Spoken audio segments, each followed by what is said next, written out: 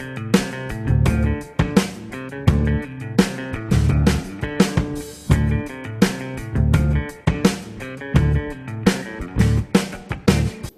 what's up, everybody? Gonna do a classic rock reaction, man. This is Led Zeppelin. Led Zeppelin, this is a live show in Seattle, 1975. One of the better quality bootlegs, is my understanding. So first, shout out and a thanks very much to Finesse Muse. Finesse sent me this link, man, and he broke it up in reactionable portions for me, considering the fact that I got to try and see if I can get a bit of this up onto YouTube. So he's broken it up for me a little bit, and hopefully some of the parts will catch, if not all, hopefully. Failing that, for those of you who have Vimeo or you want to go to my Patreon, it's public on my Patreon. You know, regardless of if you're a subscriber or a patron, just go to my Patreon, check out the public page. There you go. It's always public. Anyway, man, hey, so I'm looking forward to this, man. This is right on the heels after Earl's Court. And what I want to do is I want to, of course, with these live shows, is just look for the subtle changes, the good, the bad, and the ugly, you know. Of course, it's always good mostly.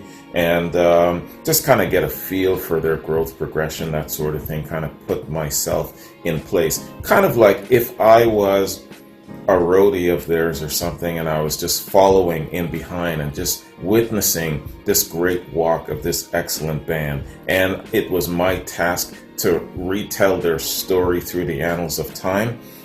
This is how I want to kind of follow Led Zeppelin, you know. So being as close to it as possible is really cool that way. So bootlegs included, man. I know some people are opposed to bootlegs, but hey, if it's got some decent quality, why the hell not, right? It doesn't always have to be the official ship. So what I'm going to do here is Finesse has sent me kind of like an intro, two sources, one from collectorsmusicreviews.com, and this is kind of like an intro to the concert. And then after, I'm going to read a review by reddit.com. It's a little bit different than my typical Wikipedia. I haven't looked, but I doubt that Wikipedia has information about the Seattle show. I will look, though, just so that some people don't jump on my ass if I'm wrong. All right, so let me just read real quick this little intro. It's just a paragraph and a half, and then we'll hit the shit, man. So this is the intro. CollectorsMusicReviews.com, Seattle Center Coliseum, Seattle, Washington, Friday, March 21st, 1975. Well, it's finally here. Empress Valley Soundboard Revolution delivers the incredible second night in Seattle on Led Zeppelin's 1975 American tour in amazing soundboard quality. After months of anticipation and more than a few delays, we can finally put the concert on our players and listen to what, for many, including myself, thought they would never ever hear. For me, the second night in Seattle is a must-have recording. It's the cornerstone to one's collection, and just as important as the Fillmore West April '69, Blueberry Hill September 1970, Vienna March of '73, or the LA Forum in June 21st and 23rd in '77 recordings. It's just that damn good. We all know the story. The rocky start to the '75 tour found the band not in the best of shape, but there were always inspiring moments in even the most average of the shows. The more they played, the better they got. So much that by the time the band hit the West Coast, they were starting to fire on all cylinders. The concerts were very long, incredible, heavy, and full of self-indulgent posturing from the entire band. For me, this is what I love about the tour. And you're gonna have to forgive me. I'm not sure who is speaking here. I was trying to look to find who it was. Maybe it's the person that's actually the webmaster of Collectors Music Reviews. Anyways, man, that is the intro. So the last thing, oh man, it just slipped my damn mind. I want to get onto this so quick. What the hell was I gonna say? There was something else. Yeah. I have already reacted to Dazed and Confused from this Seattle show as part of my Dazed and Confused Open Challenge, daring any of you who think that you can match or surpass the quality of the song remains the same version of Dazed and Confused. To me, that's the measuring stick. So I've got an open challenge. You send me your version of Dazed and Confused if you think that it happens to be well, just as good but better. I'm looking for better if there is such a thing. So far, it's the standard. Anyways, I will not be including a reaction of that in this lineup because it's already been reacted to. So just check out my Dazed and Confused challenge. If you don't see it on YouTube, then you know by now, go to my other platforms. It's on there. All right. Enough damn talking, man. Do so much talking, I should start an editorial. All right, man. Let's hit this up. So, there's going to be a few pauses, like I said, just to accommodate YouTube and also to accommodate my butt from going to sleep. So let's hit this up, man. Seattle, March 21st, 1975. Let's get it. Please, no lighted material when we start the show because they'll turn on the house lights. And we've been here a long time setting up this show and we don't want it interfered with tonight with the house lights. It ruins the lights, so please, no lighted matches. And there's no smoking on the floor. So please think about the others around you. And for those people who maybe don't have a seat that they want, there are some good seats behind the stage because when the house lights go down, you're able to see through. So do those few things for us and we'll have a nice long show. Thanks.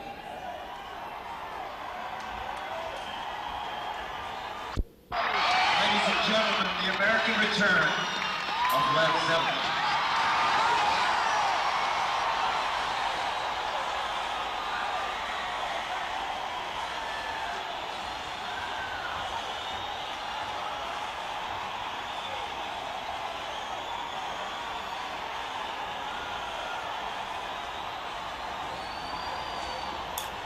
I've actually come to value listening to it as much as watching a live performance. I wasn't on board with audio at first. How the West was one on BBC changed my mind.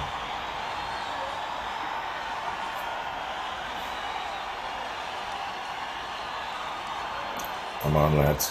Play that shit.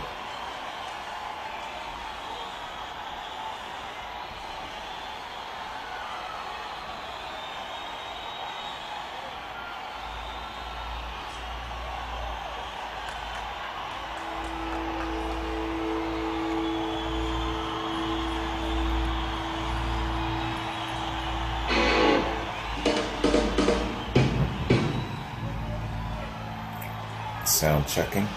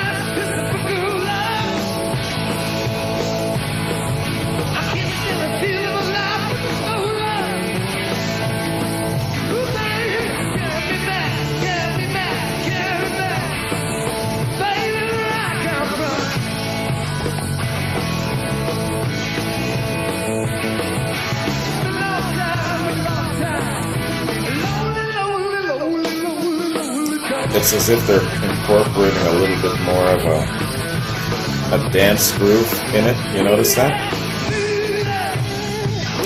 I bet you everyone's dancing already.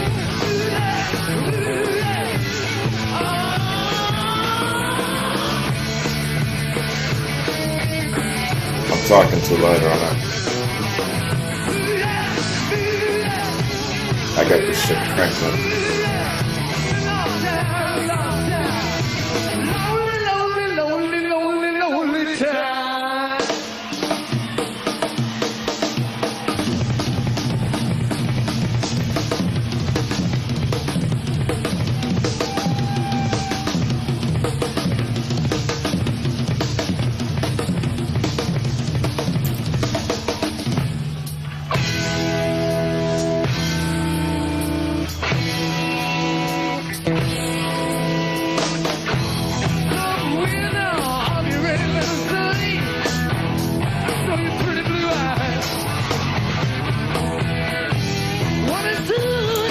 Sick again.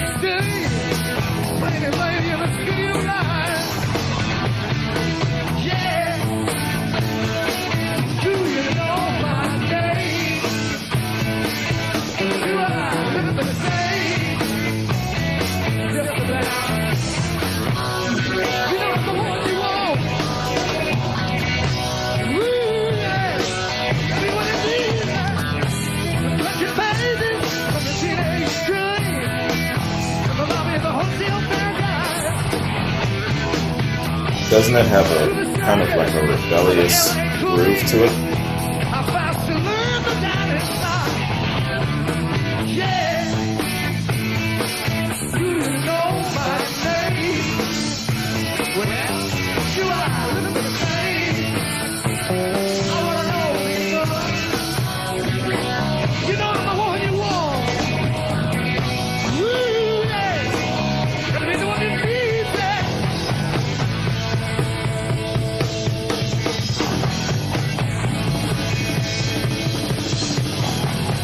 Rolling Thunder.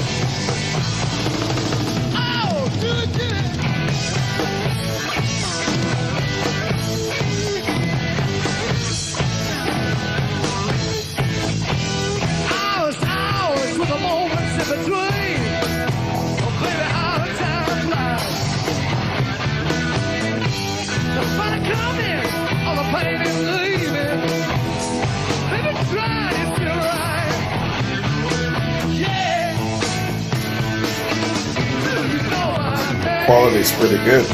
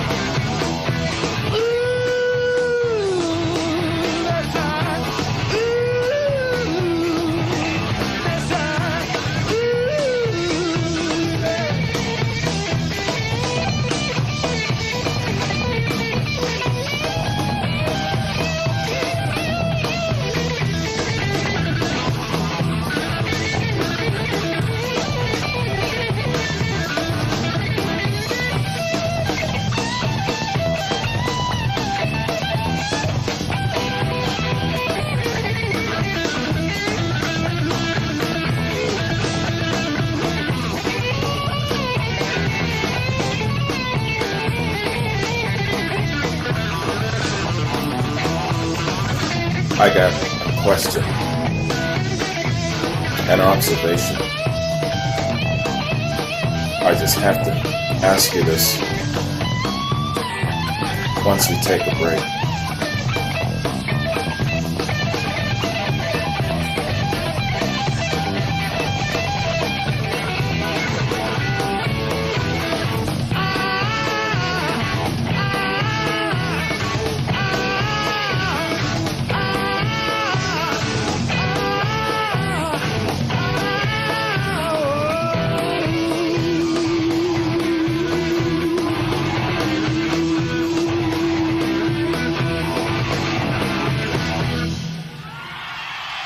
That was powerful.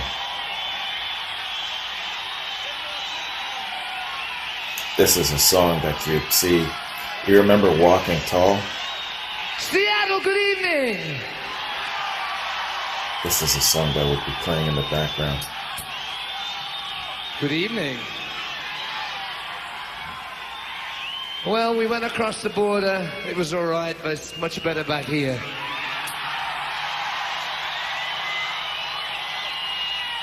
And I got a question about no that lie. too. That's the truth. They What we intend to do tonight is to relieve our physical pent-upness on stage, and then to relieve it later on after the gig elsewhere. Now the thing is, what we intend to do is to try and give you a cross-section of what we've been trying to produce and write over the last 6.5 years. As you know, there's the material varies greatly, and so you will appreciate that we take it from one extreme to the other. And what better way to start than to gaze out onto the horizon and see what tomorrow may bring? I'm making notes. I got questions.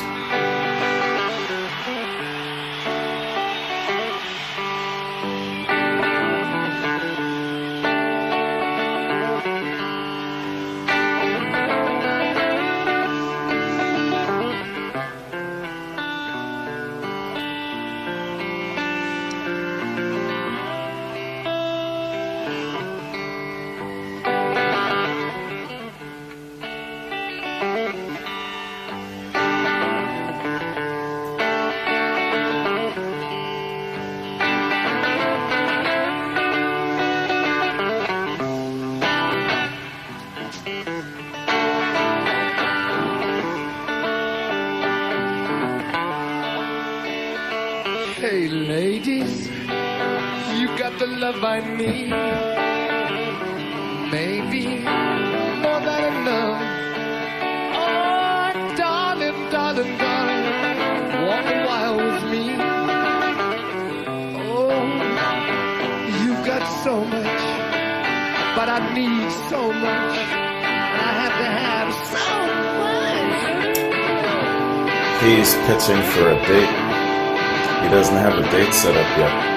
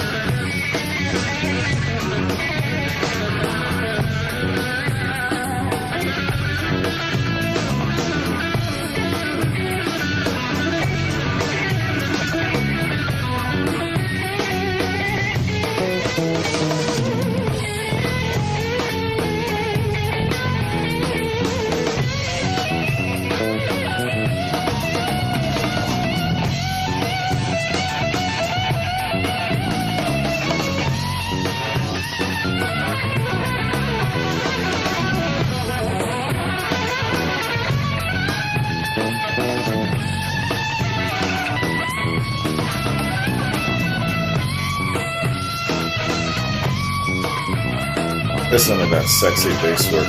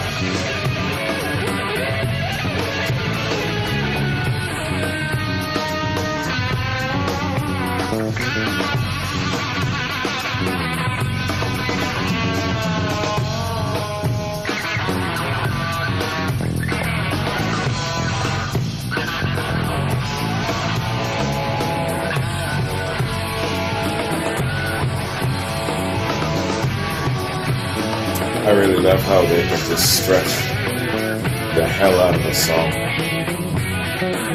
and then bring it back.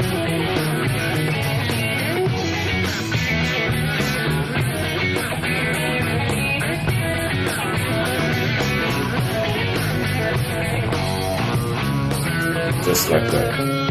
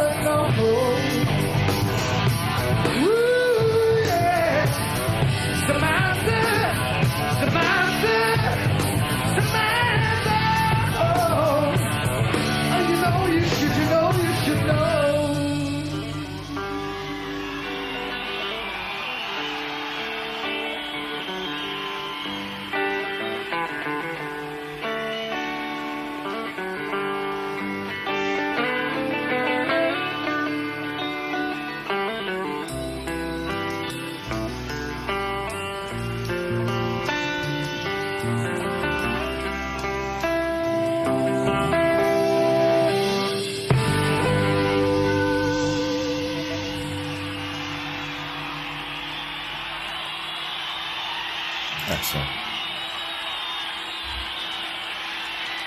Whisper to the Thunder. This song is such a good representation of that phrase.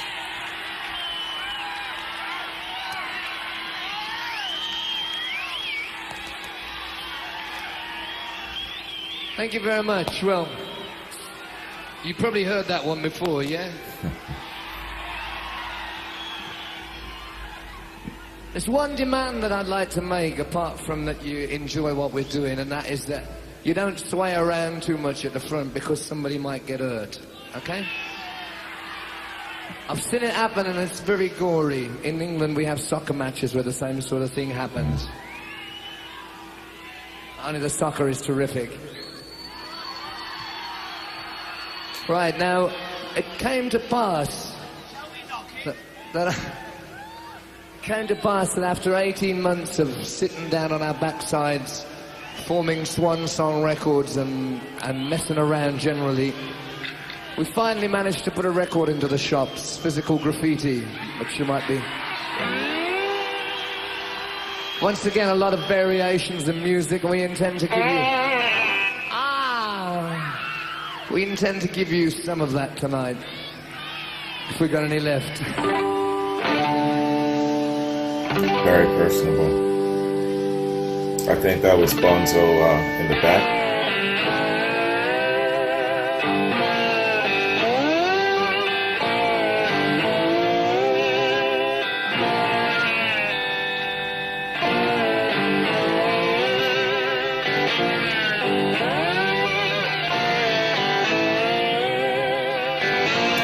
this might be the first time some of them are hearing this song.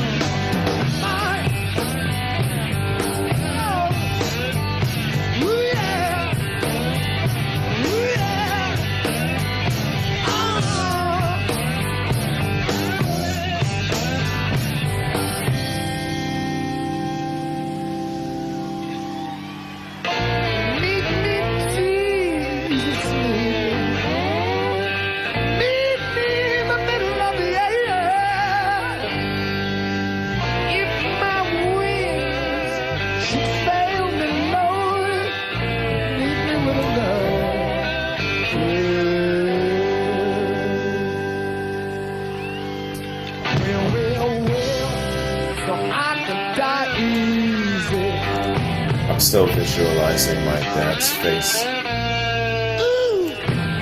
when I played him this after the original and the Bob Dylan version, and then I played this.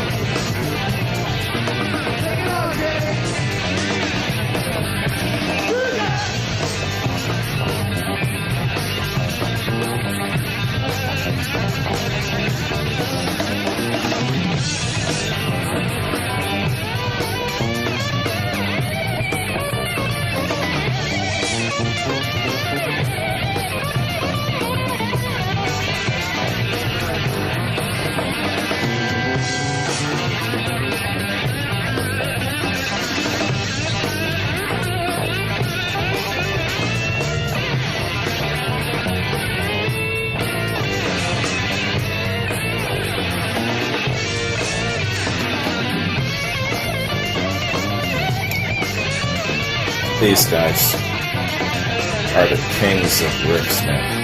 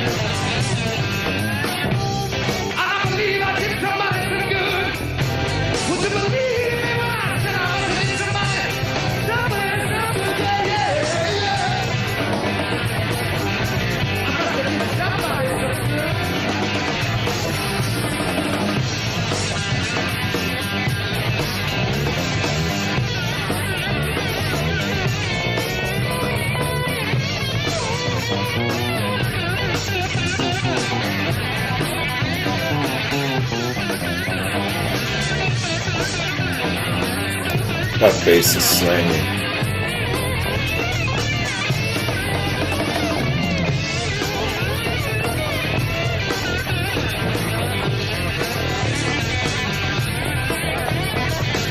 It's all good.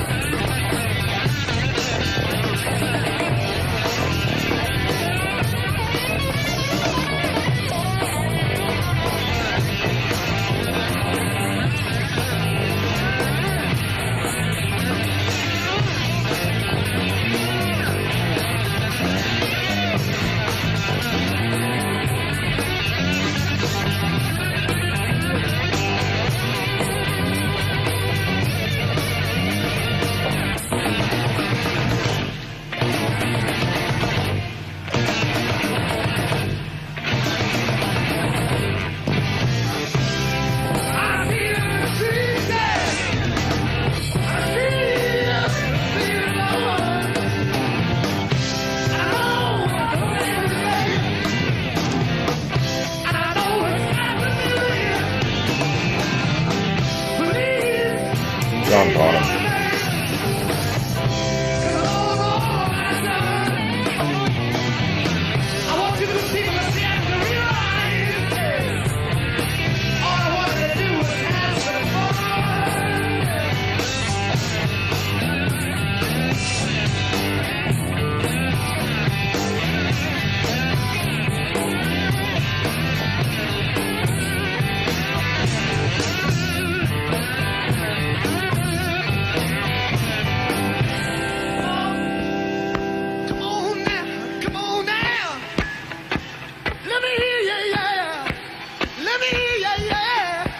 Put your hands together. Put your hands together. Oh my Jesus. Oh my Jesus. Oh my Jesus. Hear me, Jesus. Oh my Jesus. Oh my Jesus. Oh my Jesus. Jesus. My Jesus. Ooh, yes.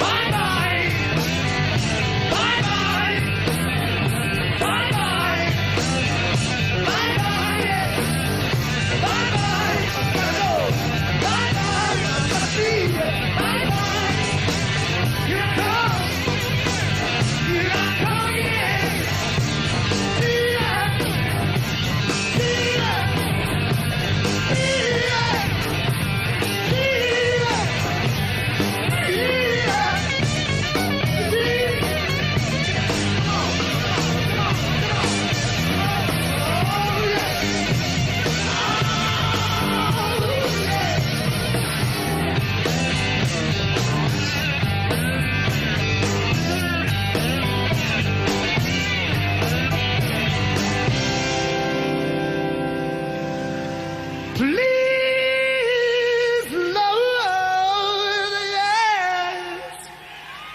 Hear me talking to you. I said, please, Lord,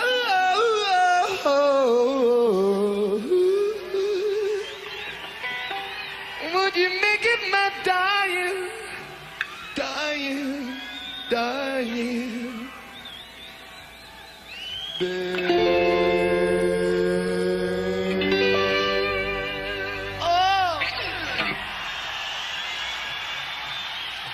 Wow.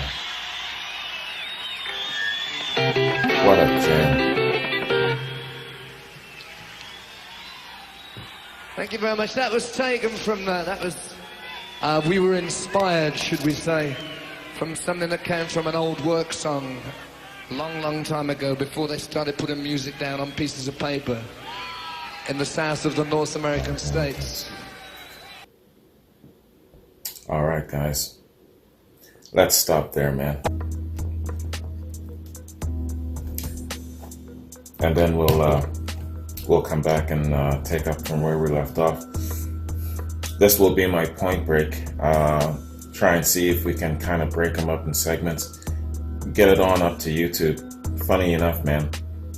Taking all this care to try and break things up, and hopefully one part will make it on up to YouTube. And it's funny. Earlier today, I uploaded, or I just, on a careless whim, tried uploading the entire body of the reaction for Earl's Court onto YouTube. YouTube's not allowing it to be uploaded in parts, but it took the whole damn thing. And I'm sitting there and I'm looking at this and I'm waiting for it, right? I refresh the page every couple of times, just waiting for it to get blocked. And as far as I know, 8 hours later, it still sticks. It's weird, man. I will never understand the YouTube algorithm. So anyway, hey, I'm going to do it this way because breaking it up has always been a little bit more, it's got a higher success rate. So I'm just going to continue to break it up. But I will actually remember to upload the entire body of the video just to, see what happens. Anyway, that's my update on YouTube and breaking up. That's why I break it up like this, take frequent breaks and, have point breaks for the video and editing. All right, man. Hey, I got 2 questions, man. First off, Robert was saying something about they went over the border and it was just all right, but they're happy to be back in the States. I know that they went to Canada, and I heard that something happened, some crazy ass hassle happened, and they never returned. What was that? What happened? Do you remember? Can you tell me? I just heard about it in passing. It must have been through the comments or something. What happened in Canada that caused them not to go back? Answer that for me. And then secondly, just an observation that I've been making, I often say that, the Led Zeppelin walk for me is appreciation, but it's also turned into a science of sorts. And funny, I've been doing these reactions more than 2 years, and it's only occurred to me now. What the hell? What's occurred to me is that these guys, Led Zeppelin, they were always on top. They've always had a measure of success. I know that the foundation for their great success was paid for and laid by Jones having so much session time, Page having so much session time, and the other 2 members, the young guys, Plant and Bonham, they came up a little bit, but collectively as a unit, they've always been on top immediately. I mean, the way they got together to fulfill the contractual concert obligations for the Yardbirds. I mean, the Yardbirds were already a very, very strong household name. And so going off of that momentum, they already had a great fan base and a crowd, gathered. So it's just a matter of, we are Led Zeppelin and this is how we sound and we're going forward as Led Zeppelin. So they had an audience all the time. They basically hit the road running, being very, very successful. They didn't have to spend years and years on a band, on the road, doing local gigs and all of these different things that a lot of bands have to do to lay that foundation, and then you get your chance, They came out of those gates hard, but correct me if I'm wrong. Maybe I don't know enough about their early years, but as far as I can tell, I mean, here they are doing these major ass concerts already in 1970. They got together in late 68. And they were already doing big concerts, right? Yeah, you know, they had their Denmark intro TV thing. But, yo, from that, they just blew up.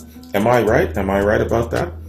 I don't know, that's just come to me listening to these live concerts, and it just occurred to me, damn, from the BBC, what was that, 69? They already had a serious amount of success and notoriety.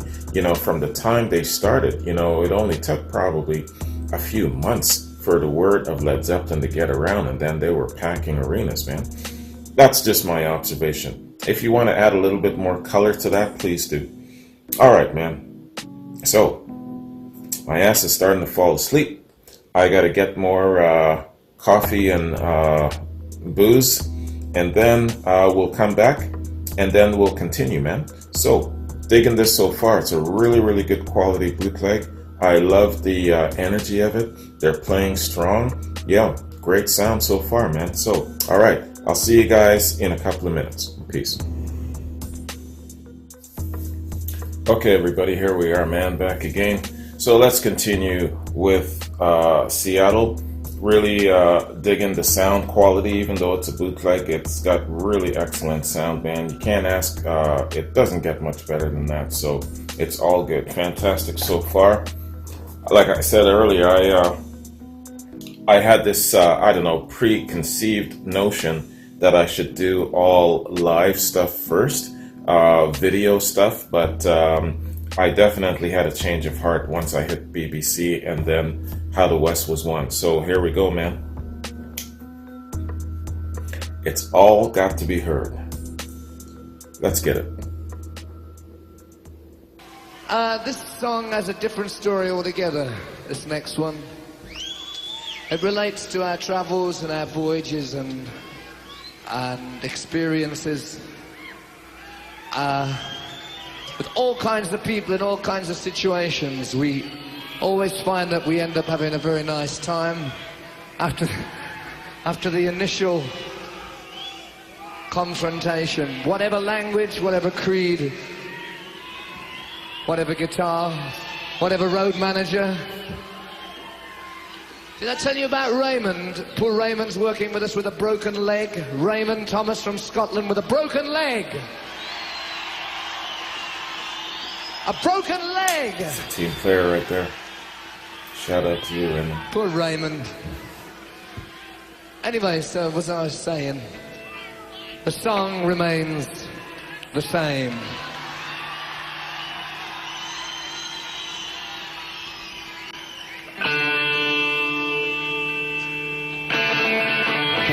This is one of my favorite songs performed live. The song remains the same.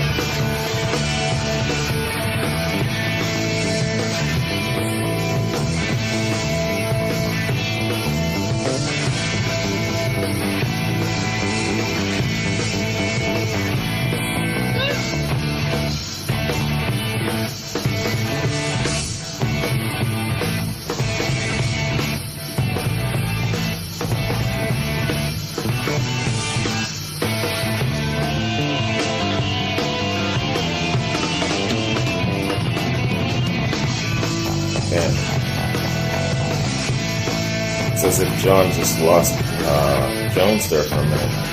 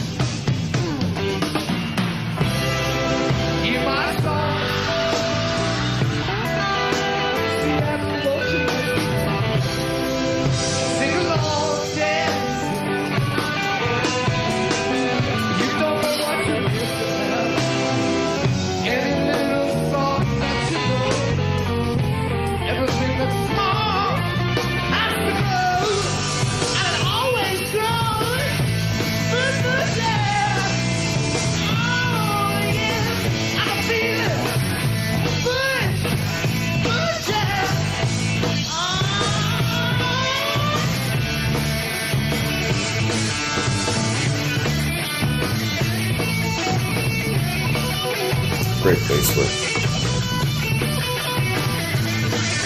Great everything.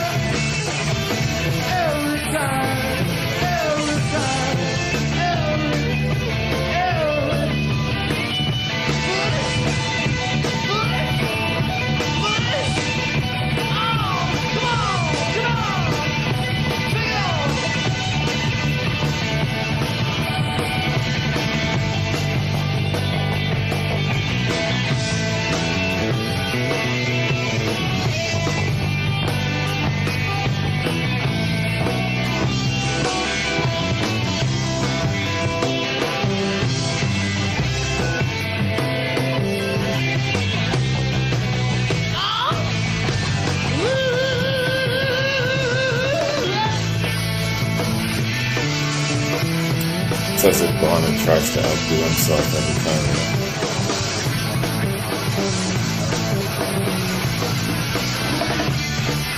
What a beast.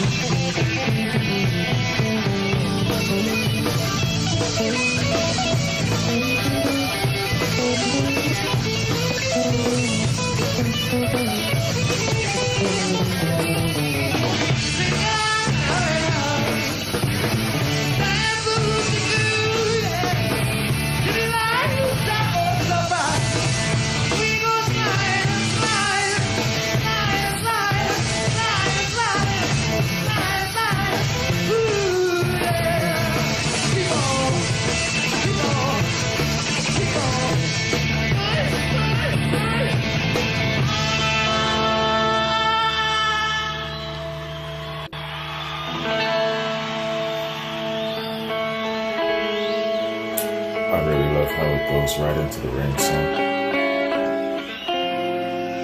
It's a great pairing.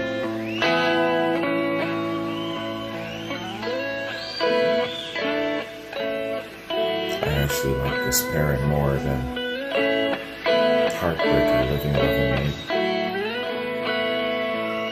Yes, I said it. It is the springtime of my loving, the second season I am to know. You are the sunlight in my growing, so little warmth I felt before. To feel me glowing, can you feel it? I watch the fire that grew so low.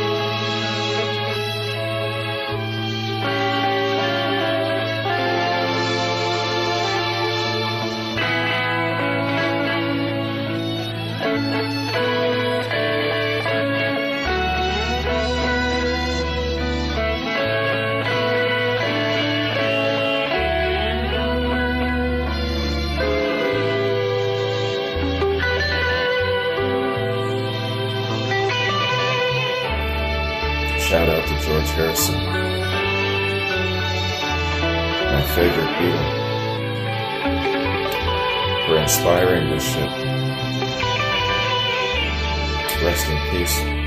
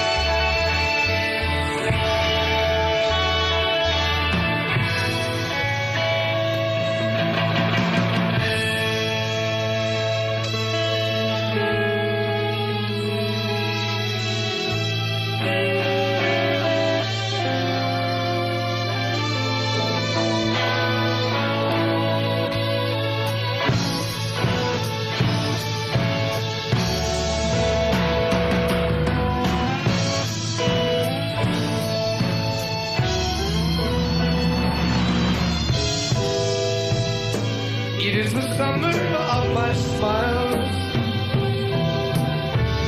Flee from me, keepers of the blue. Speak to me only with your eyes. Oh, it is to you I give this tune. It isn't hard to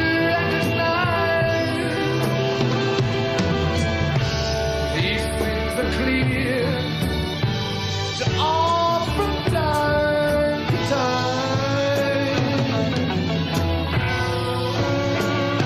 Oh, yeah.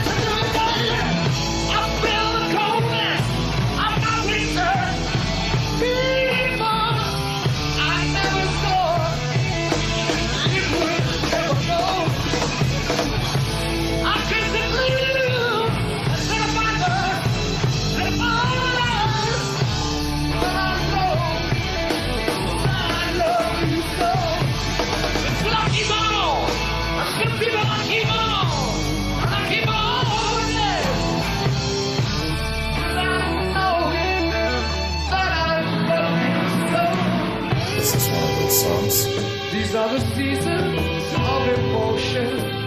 that made me decide I like the wind. They rise and fall. to start from the beginning. This is the wonder of devotion. I see the torch. We all must go. People, this is the mystery of the closure. Upon us all, who's just a little rain must fall. Just a little rain must fall sometimes. Woo, yeah. Woo, This is yeah. how it shows.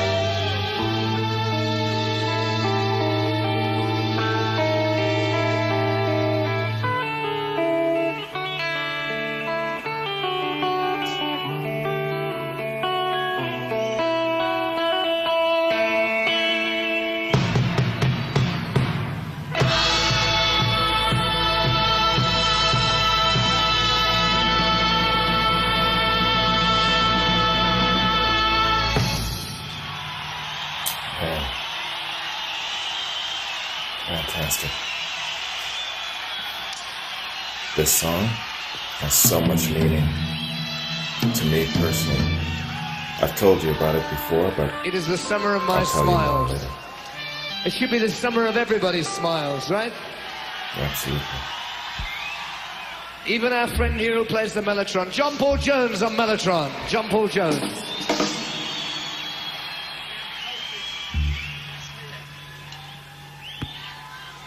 Mellotron is a very easy way of carrying around a 36-piece orchestra with the aid of tapes and good evening. John Paul Jones is a very easy way of being an orchestra. And to prove this, he's going to play in the standard Middle Asian Eastern style of violin playing on this next piece. We'd like to dedicate this to everybody who we've met in Seattle this time who's been a groove and a gas. And we didn't really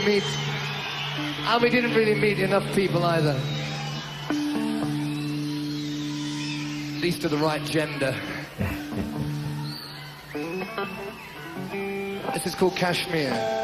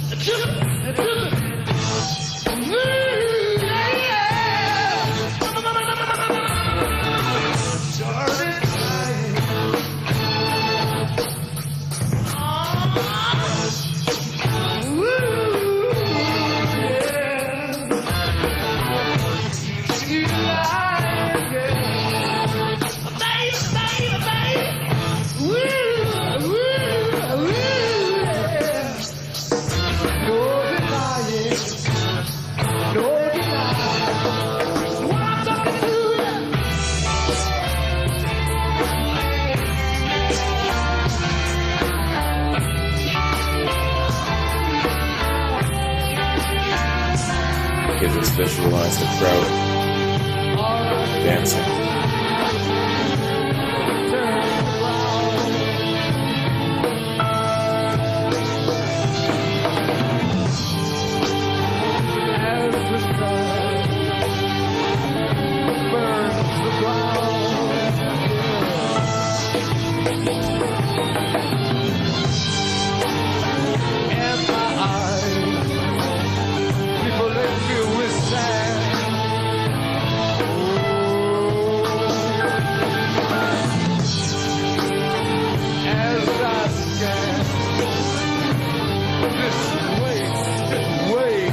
land. Trying to find that baby, trying to find out where I've been.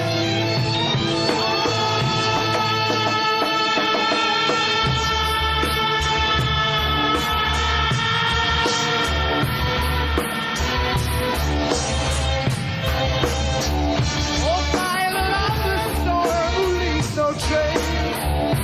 Thoughts inside a dream. Who hears the band that left me to its place? Yellow desert screen. My Shangri-La beneath the summer moon will return again. Here as the dust that blows behind you, moving through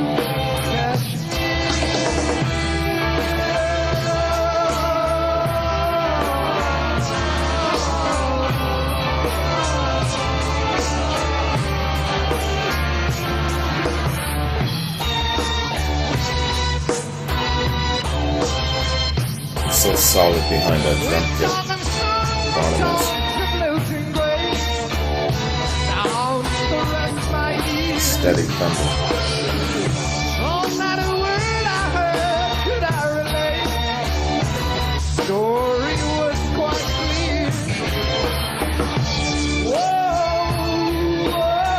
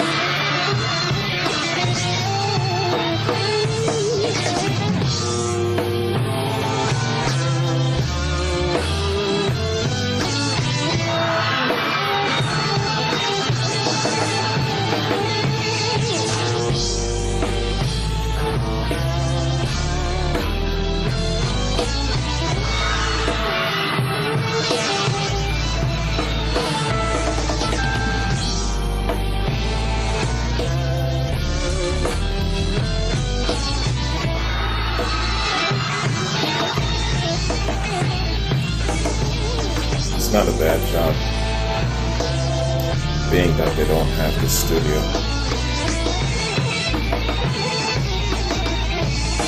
It's good work on drums.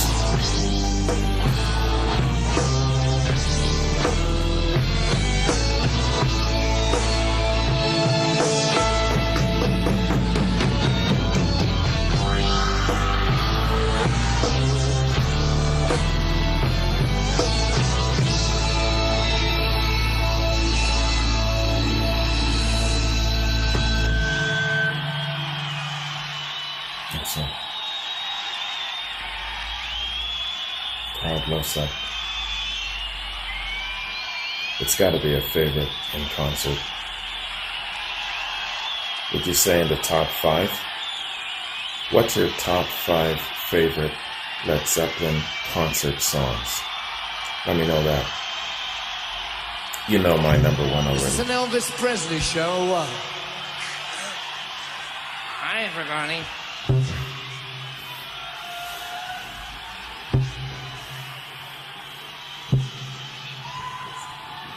That last song holds great significance for us, really, because Kashmir is a place we haven't been yet. So if we can write a song about it before we get there, what happens when we get there? Hope you like it when you get there. All right, let's pause for a bit, Joe. Excellent. This is a great sounding bootleg. And of course, you know, I had a little bit of reservation and worry, but not much. You know, I've come to trust the Led Zeppelin fans. Some are a little crazy and irrational, but most, when you say, hey, this is a great sounding bootleg, the quality is on it, I had no doubt, really. I didn't.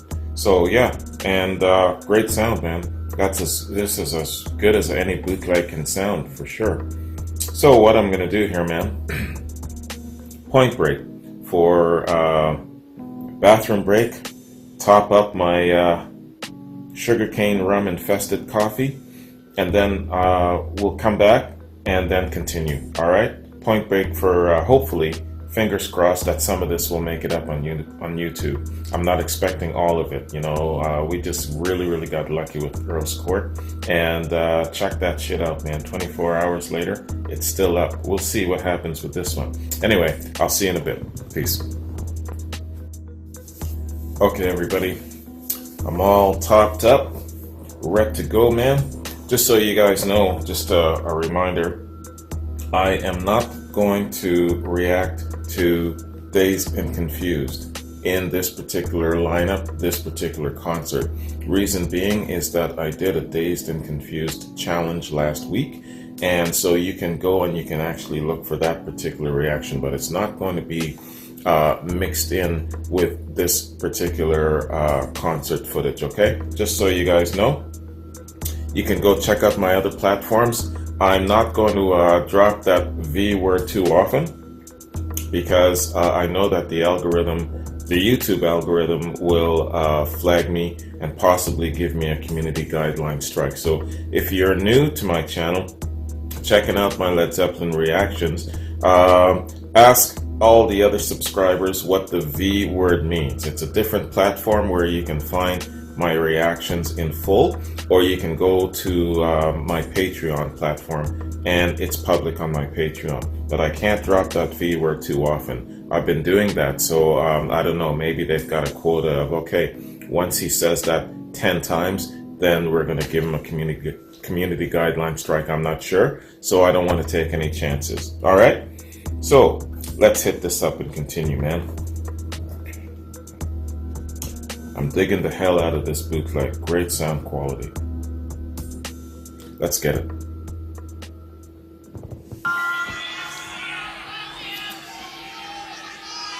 And song now of another journey, a journey with more somber intonations, I think. This features once again the nimble fingers of John Paul Jones.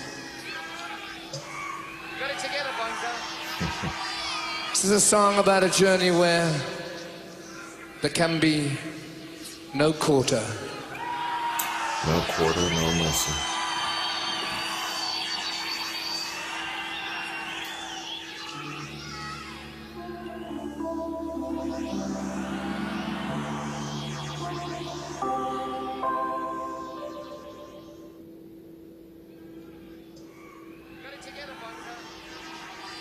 This is a song about a journey where there can be no quarter.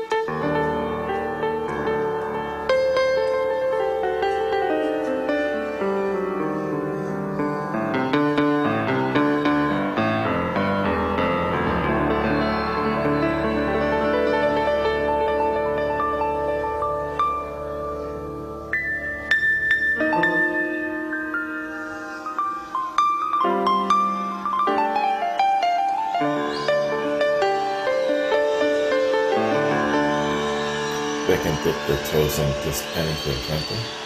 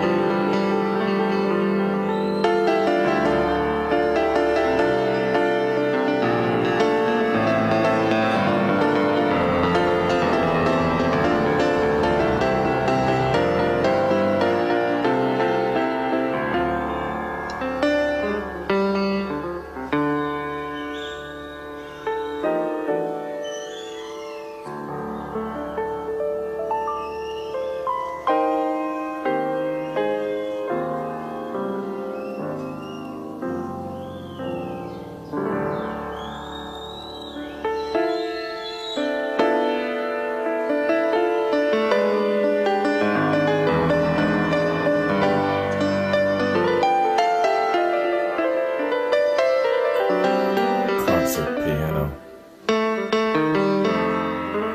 in rock and roll.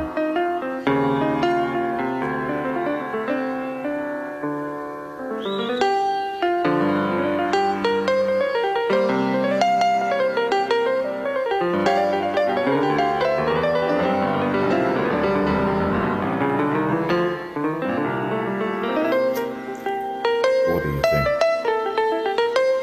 Do you think they would have handled jazz well?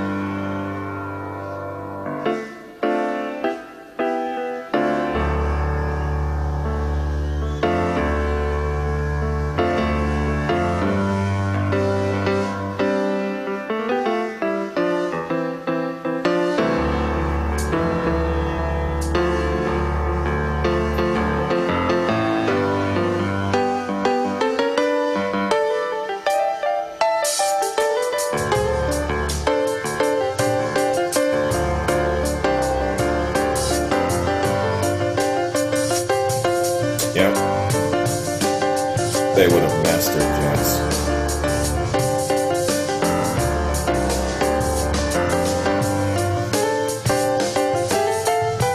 Jazz rock like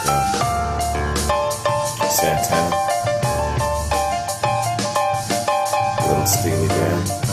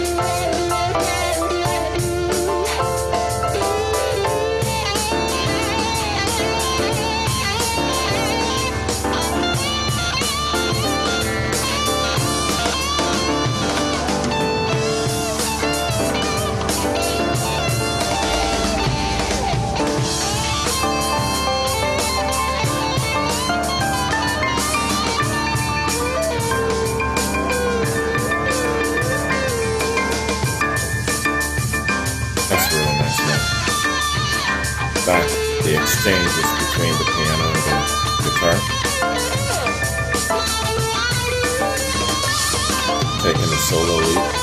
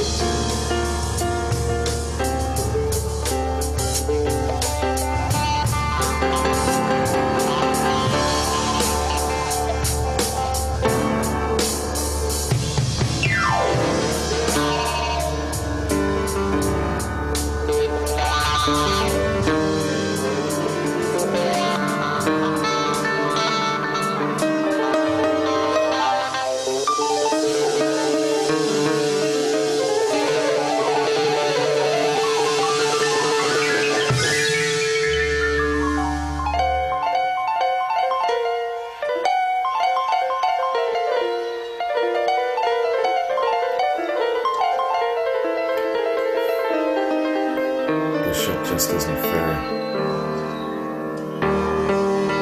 These guys have too much going for them.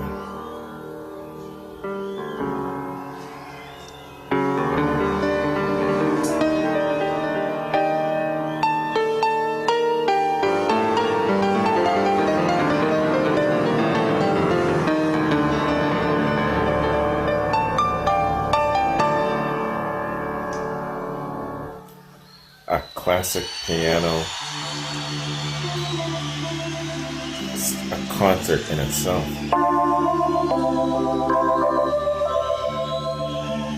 That shit is cool.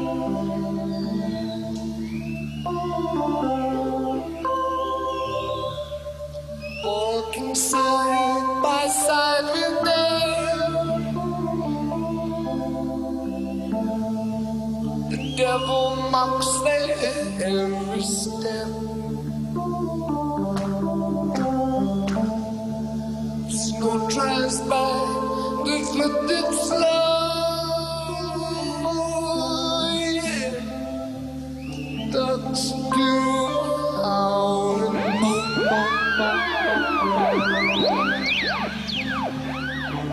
Every news was gets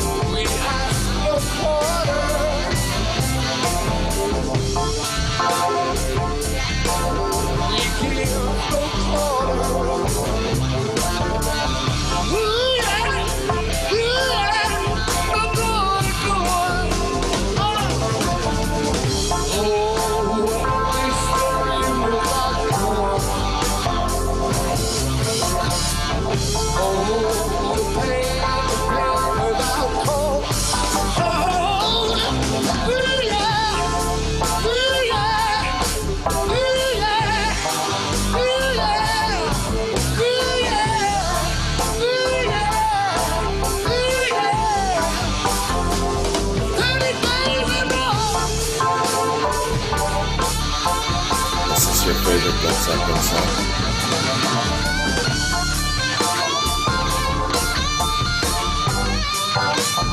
It's funny how I got it categorized. This is my second favorite Led Zeppelin song in concert.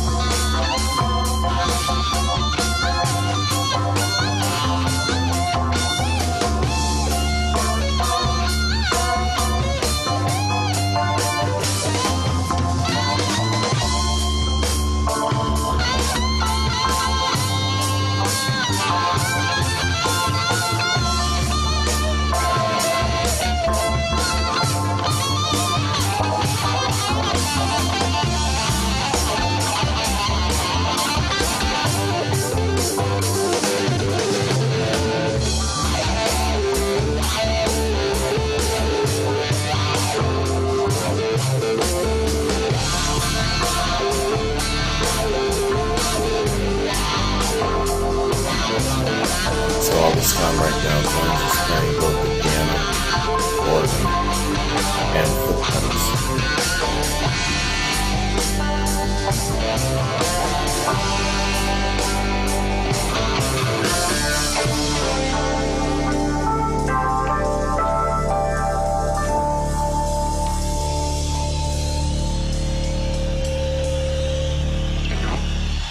Beautiful.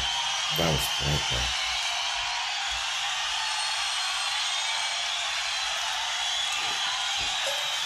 Page's guitar solo is great in this. John Paul Jones, grand piano. Jones. This is his song.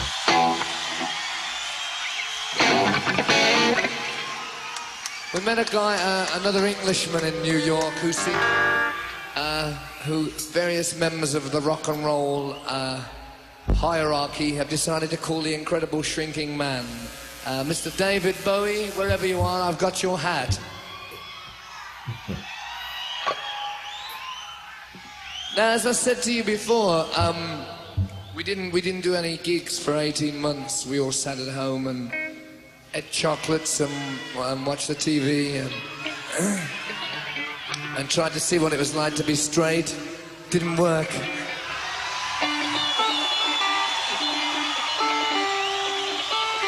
And since then, we've embarked on this tour of the United States, which has been fantastic, really good.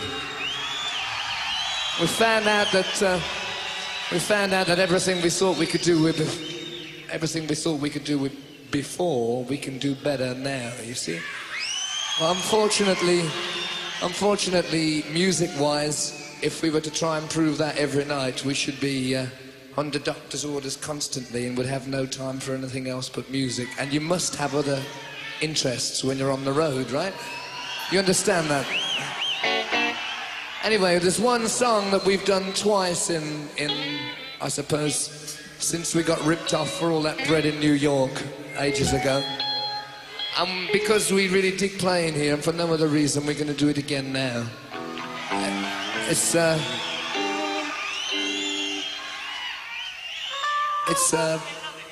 Yeah. I don't think anybody else in the band knows about it yet.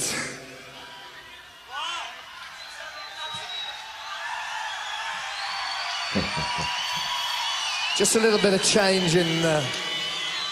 Sorry about that, John. And this, you see, right on the spot. It could be Louis Louis, but instead it's a thing from the third album that... Since I've Been Loving You. My favorite Led Zeppelin song.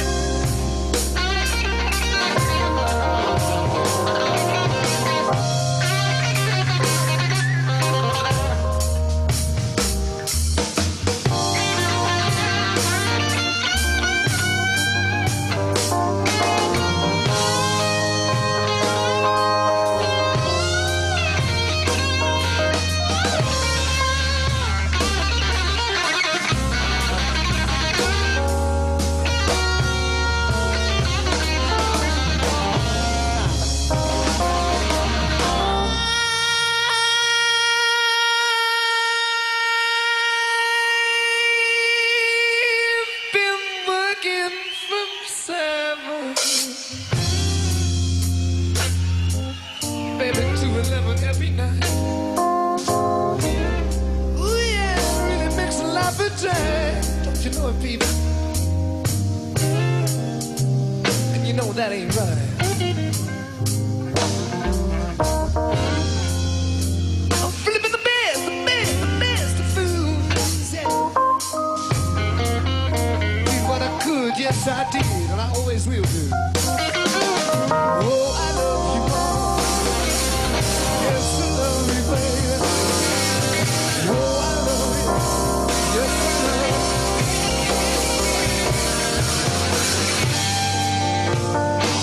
Baby, since I've been loving you, yeah, I'm about to lose my word mind. I ain't never gonna lose my mind.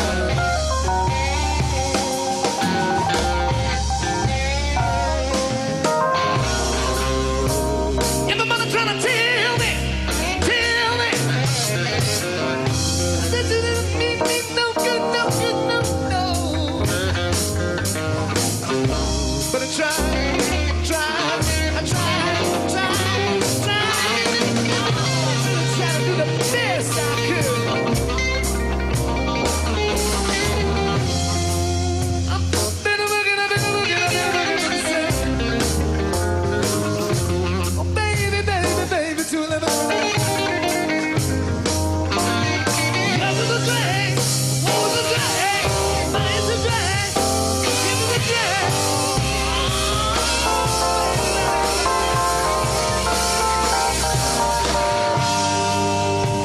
Baby, since I've been loving you now, I'm about to lose my word mind. Don't make me lose it. Oh no.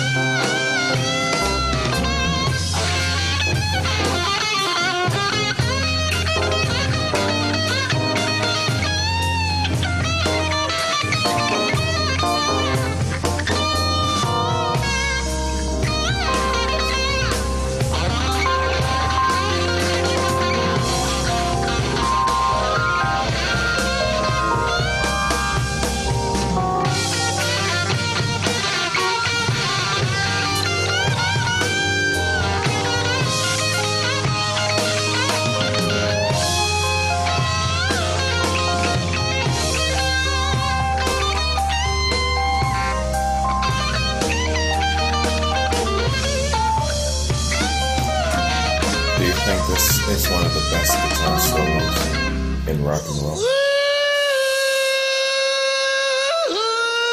I've been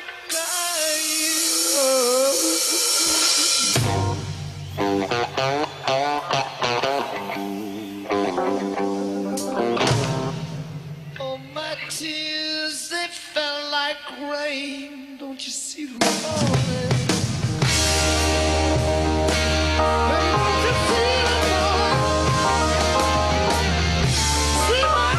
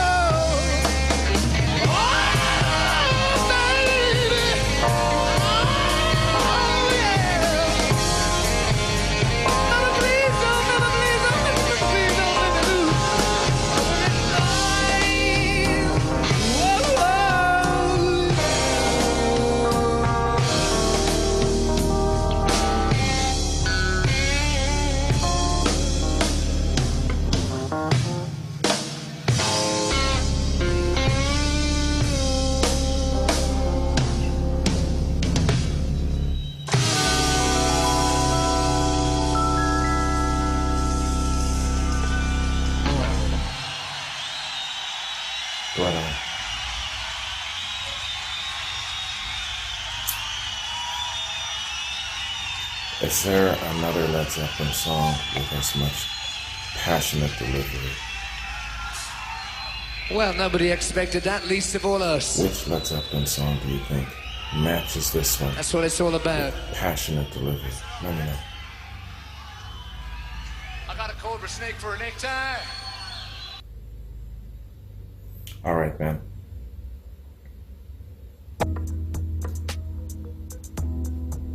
Point Break. Let's pause there.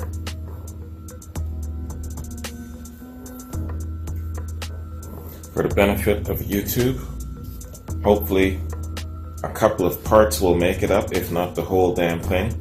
Fingers crossed that just at least something in this particular series will make it up. You never know with YouTube, man. But, man, I'm drinking a lot of this shit. I'm starting to get drunk. So, I was going to mention to you guys, and I've mentioned it in the Earl's Court video, how important certain songs are to me from Led Zeppelin. The Rain song is one. You know, not only does it hold great significance coming and being inspired by George Harrison's advice, as well, though, I remember that I was very determined to make sure that my classic rock channel does not get turned into some sap fest, some sappy ass, corny ass love songs and ballads and all of this shit. And I said, and I warned everybody, I told everyone from the get, do not approach me with sappy ass love songs, devotionals and all that. It's got its place, but not on my classic rock platform. And I really had a really, well, you know, by that time I was bitten by the Led Zeppelin bug. And then when we got to the Rain song, I was saying to myself, yo, man, I don't know about, I still didn't really understand the difference between love songs and ballads, you know what I mean? But if you're going to do a power ballad, it's the Rain song. Sorry, I should have said that right after the Rain song segment, but it was still trailing in my mind. So I had to just put that in somewhere. Anyway, listen, I'm going to take a break. When we come back, let's continue. And I got to top myself up a little bit, hit the John, and I'll see you in a minute. Peace. Okay, y'all, let's continue, man. We are doing Led Zeppelin, Seattle, 1975. Bladder is empty, booze is full, or coffee is full, rather, and we're ready to go.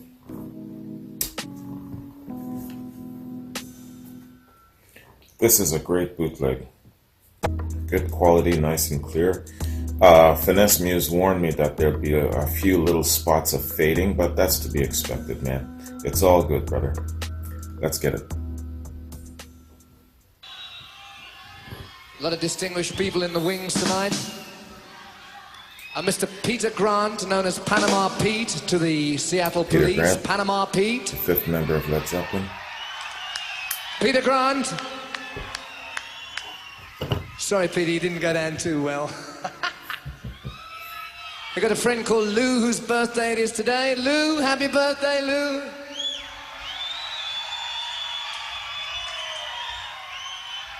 Got a guy who plays the drums who kicks the shit out of everybody when he's drunk, John Bonham. Yeah. I heard that John Bonham punched Robert in the face once and says, "You're not good for anything except shaking your ass on stage." I've got a song from Physical Graffiti to Can you imagine? to make your toes curl If up. Robert had It's a quit? song related to the motions of a motor car, which really is all about ladies like you, my dear. It's called Trampled Underfoot. And long may we trample. Yeah.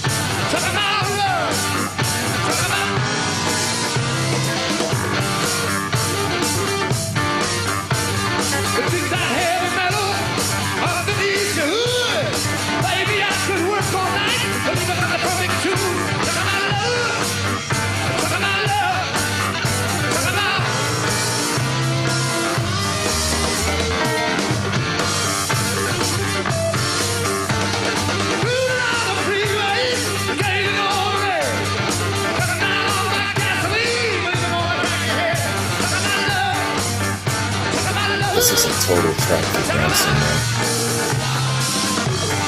I remember one of them saying that they're proud of the fact that they're a jam band.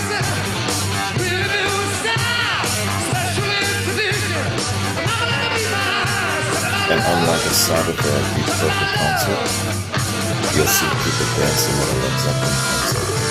Who was that? Was that Jones? He said he's very proud of that.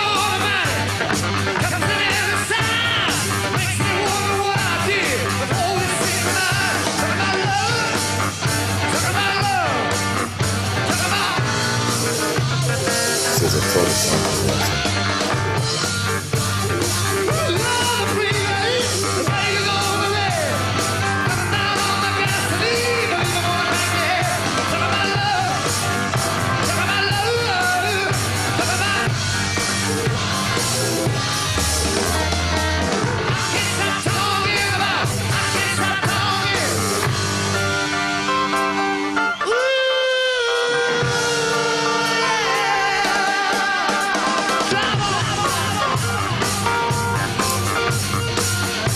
You know, it's strange about Led Zeppelin.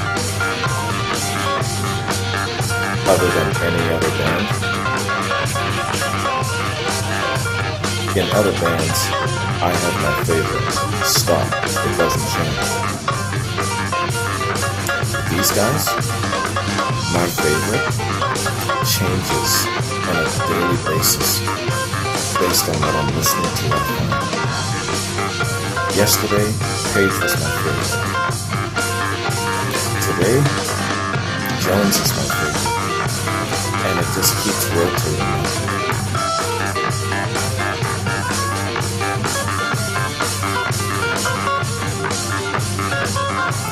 Do you guys find that? Or do you have your token favorite? It's locked. For me, it changes.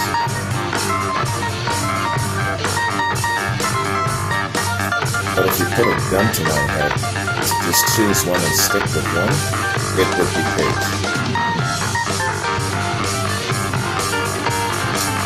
He's the visionary, you know.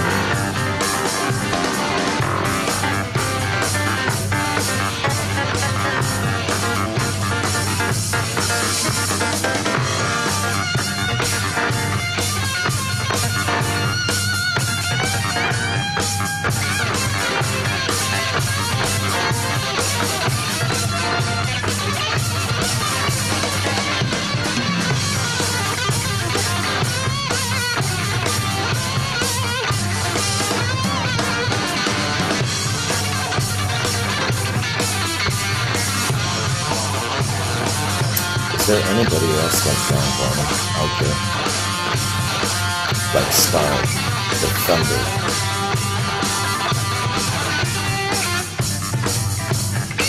There's something when a drummer is so prominent in the lineup of the band.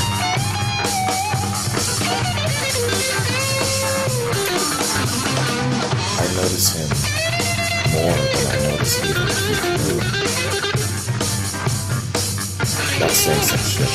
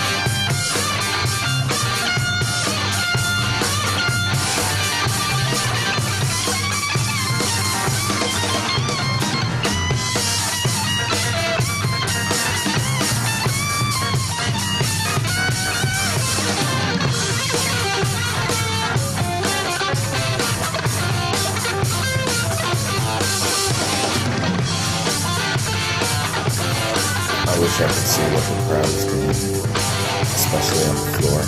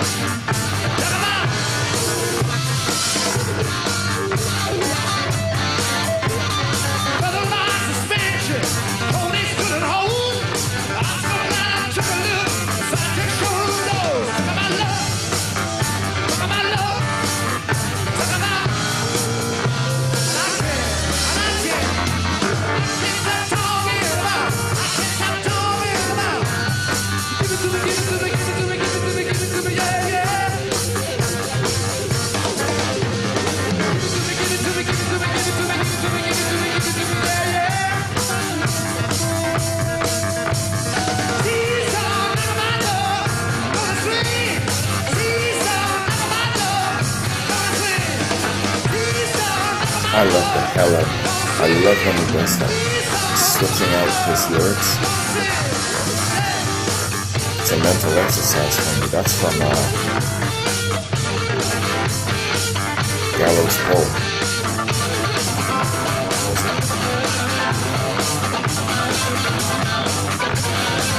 I might be wrong.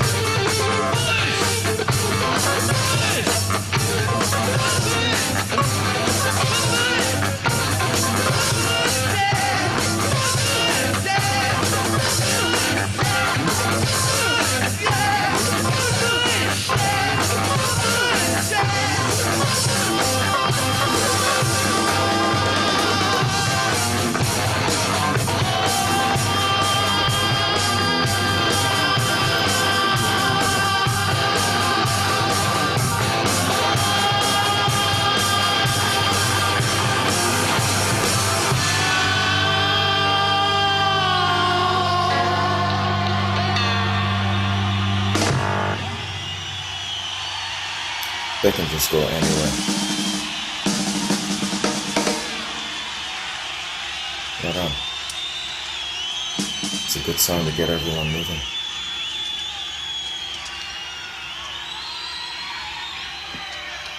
With just a little bit of gallows pole thrown in. I was right, baby. You shouldn't doubt yourself, man.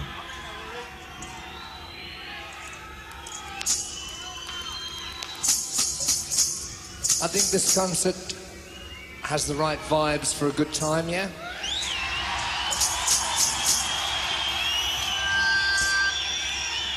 No pretense, everything is just straight on the level. It's really nice, really feels good. Our wishes and heartfelt sorrow go out to Benji Lefebvre, who's suffering from a social disease at the moment. Poor Benji. Don't forget to pop into the clinic in California.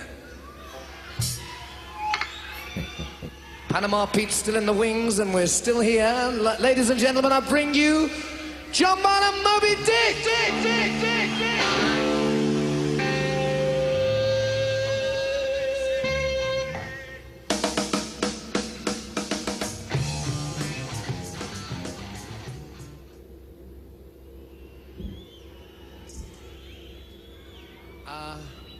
Our wishes and heartfelt sorrow go out to Benji Lefebvre, who's suffering from a social disease at the moment. Poor Benji. Don't forget to pop into the clinic in California. This is the second time this bootleg has kind of overlapped. Panama Pete's still in the wings and we're still here. Ladies and gentlemen, I bring you John Bonham, Moby Dick!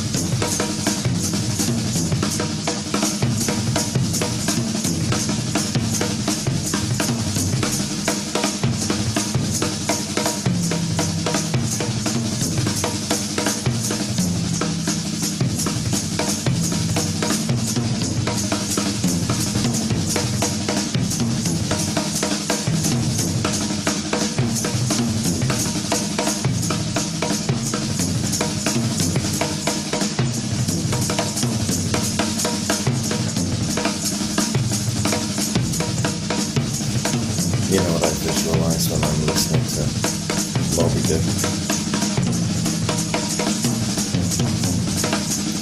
I bet you this brother gets up at like 4:30 in the morning, leaves the family area, maybe goes into the garage or wherever his studio is at home, and he hits the skins for a couple of hours. Does this on the daily. Got you.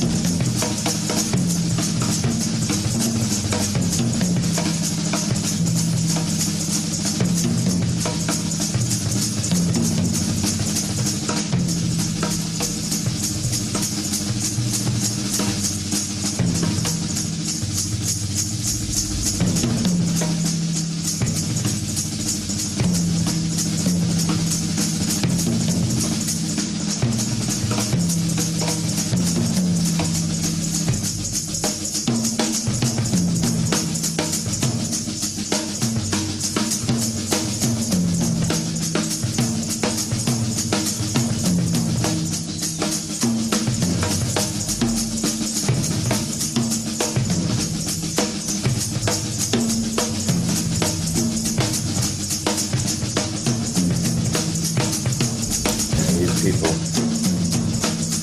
those of you who were around to see Led Zeppelin, we had it good.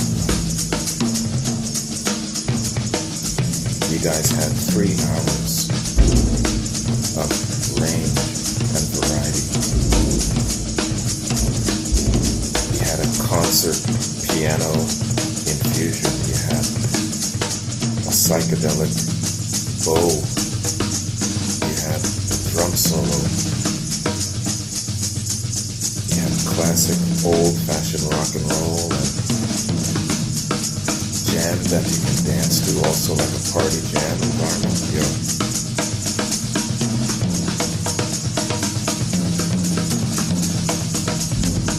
Some of you old cats who are around to see Led Zeppelin, who've actually seen Led Zeppelin, let me know who you are. Tell me about it, where it was, where and when.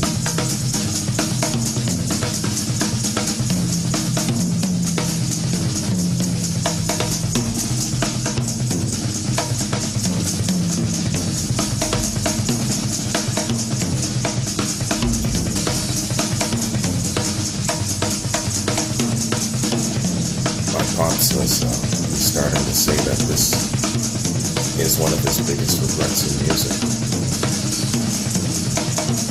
He ran with a crowd of influence that really never embraced the hard side of rock. So he never got a chance to get acquainted with Led Zeppelin back in the day. And he was around to see him.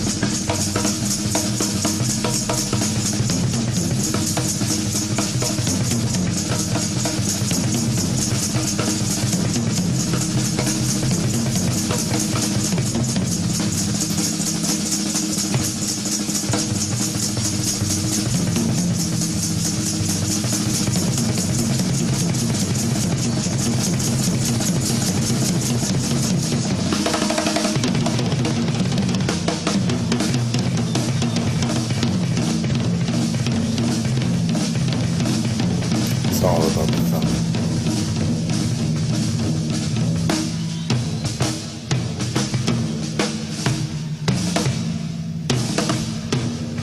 Can you imagine if he had taken that to heart? That stupid jazz club owner telling him that he'll never amount to anything because he only has one dimension in his drumming, some shit like that.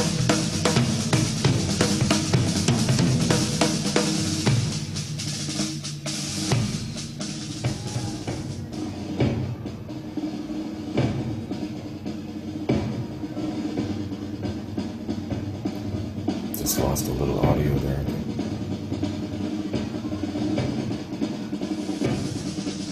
There it is.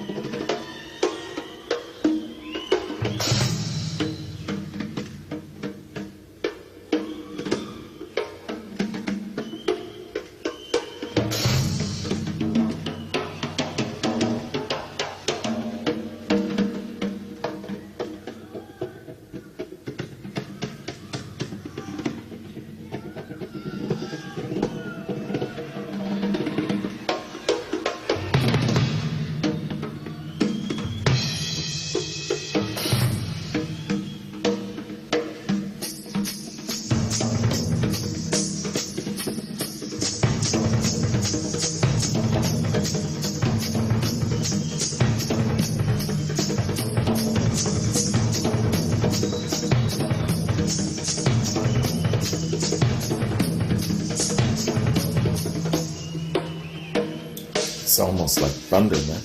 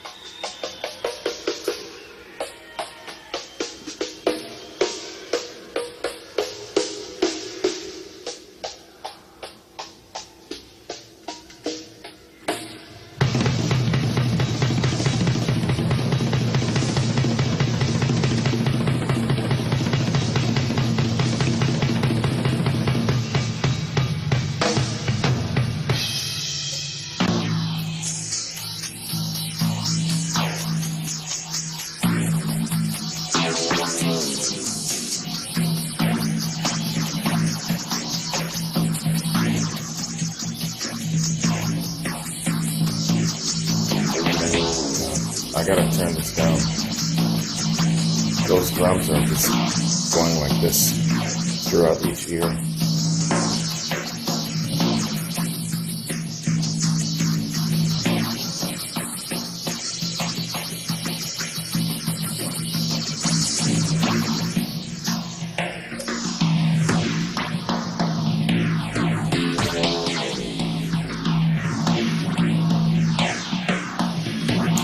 Are you guys wearing cans with me? It's darting back and forth from one ear to the other.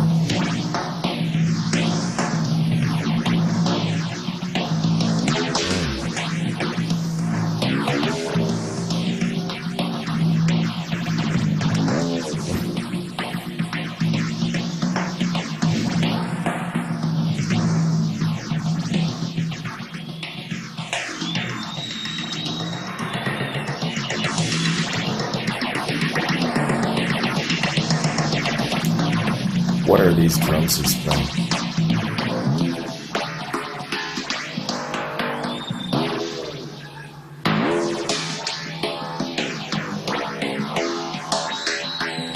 It really gets to your ears.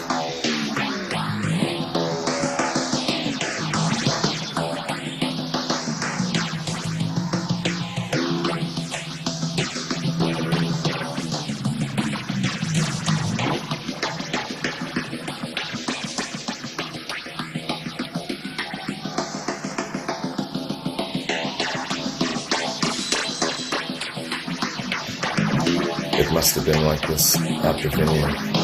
Just the sound traveling all over.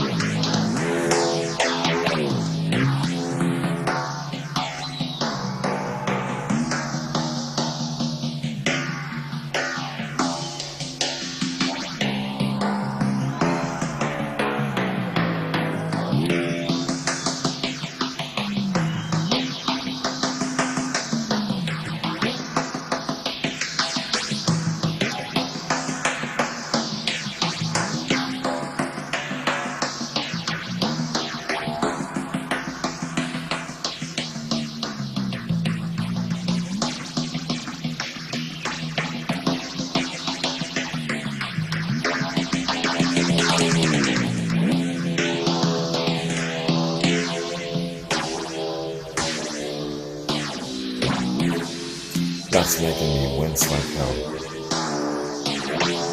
I gotta turn that shit down.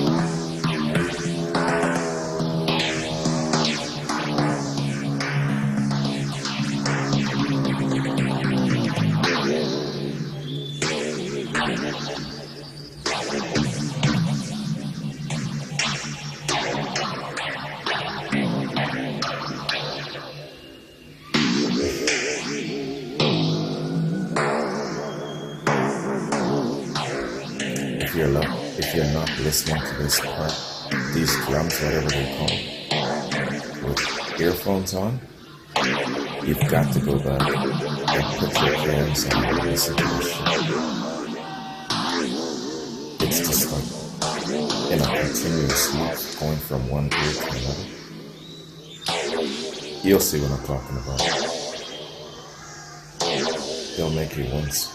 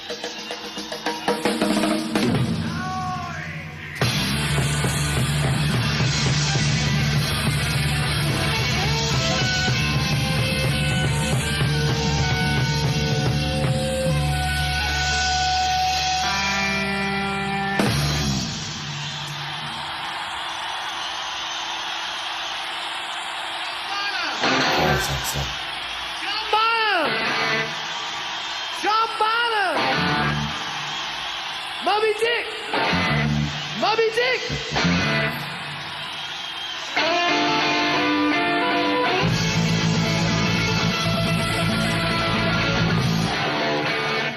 Tonight on the Johnny Carson Show,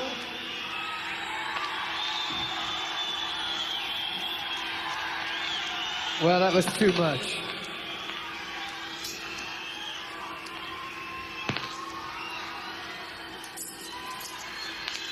Very personable Is everybody frontman. enjoying themselves?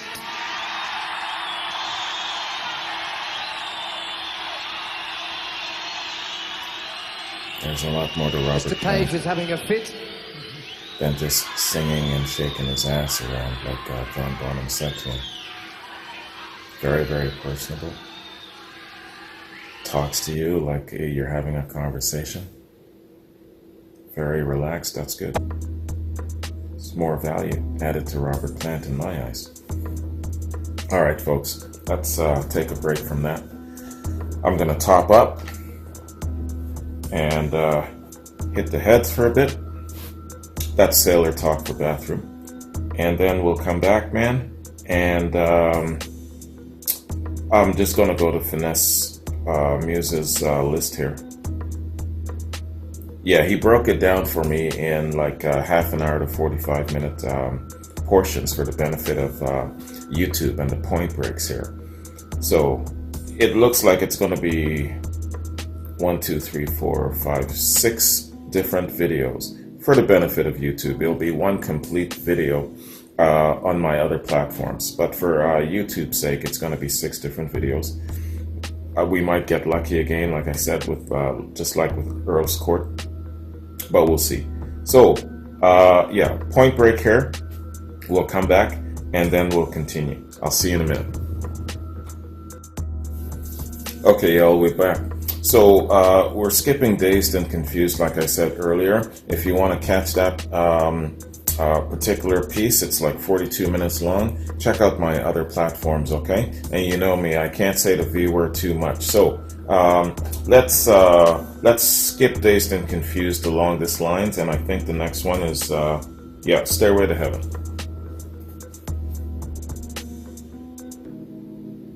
Let's get it.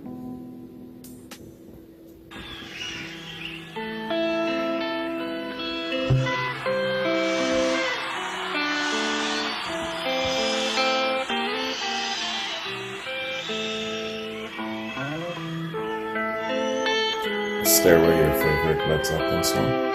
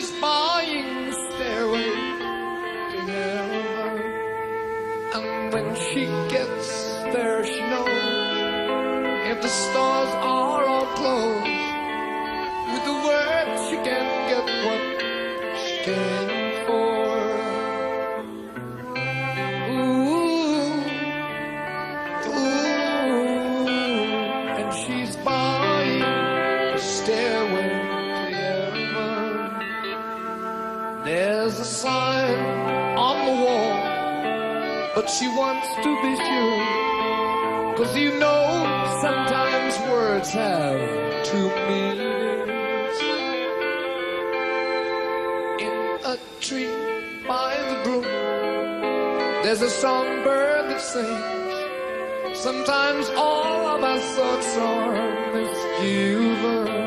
You know what I mean, people?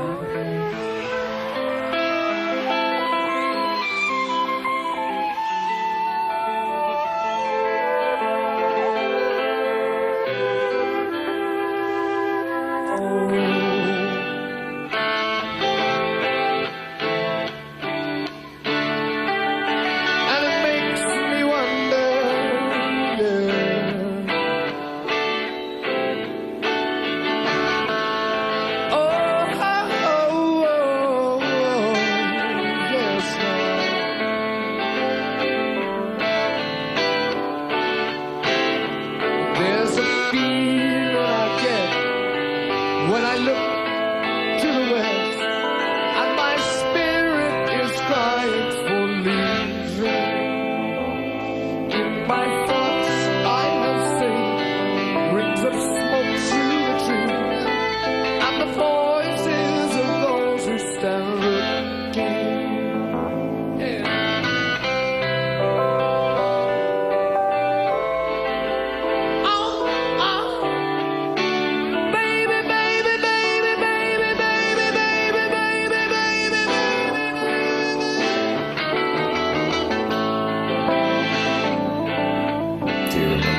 very first time you heard this song?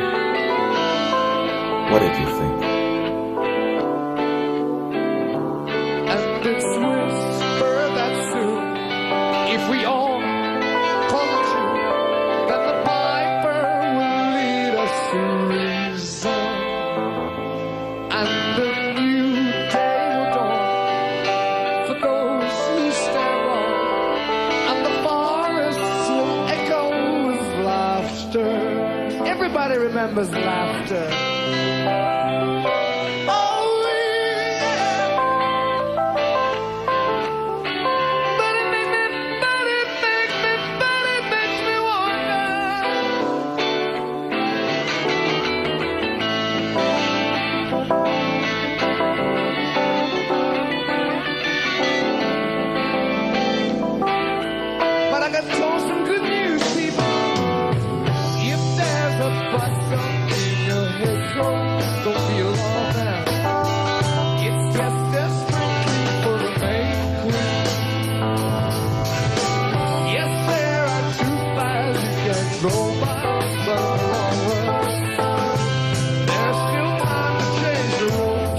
Saw Jimmy Page interview of how this song came about. Loved it.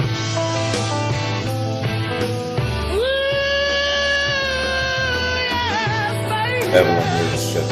Thanks for sending me that clip.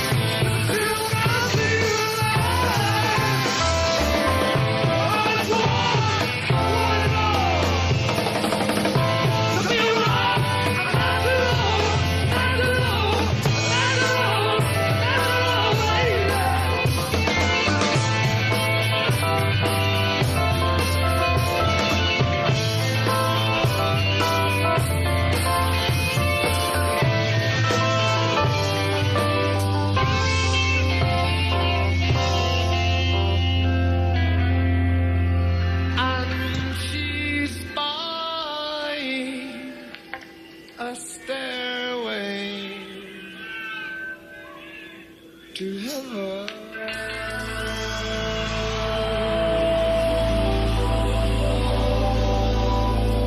think so far that's the longest Stairway I've listened to. Let me know if you know my Led Zeppelin reactions. Confirm that for me. I think this is the longest Stairway I've listened to. Great guitar solo, man.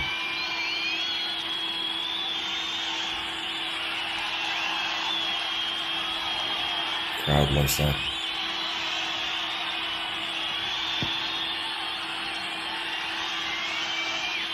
Seattle, you've been great. Thank you very much. We've really enjoyed ourselves. Thanks a lot. Good night.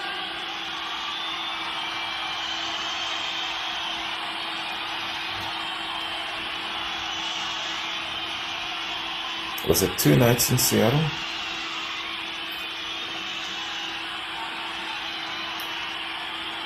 No, I remember that, man.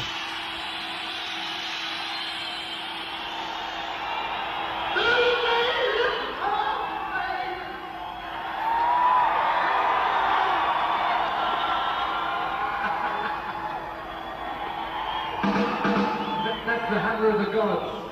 Good evening! That's not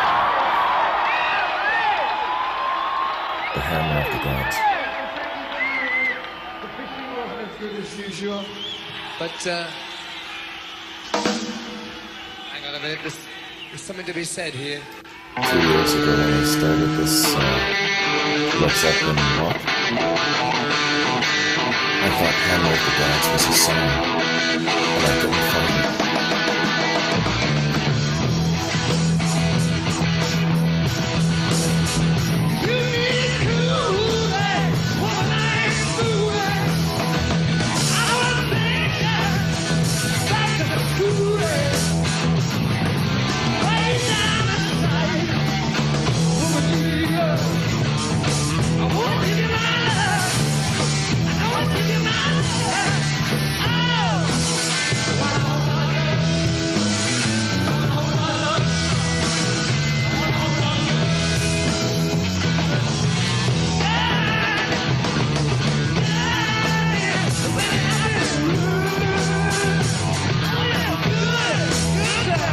Some of your cues there, Robert.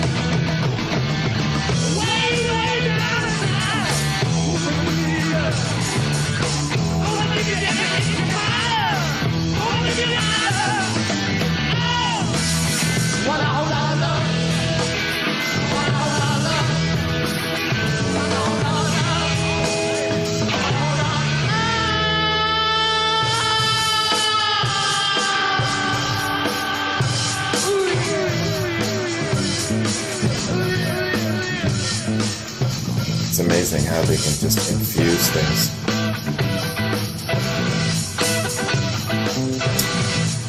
It's the only time I like the Trampled band's live. I want to tell you about my good friend.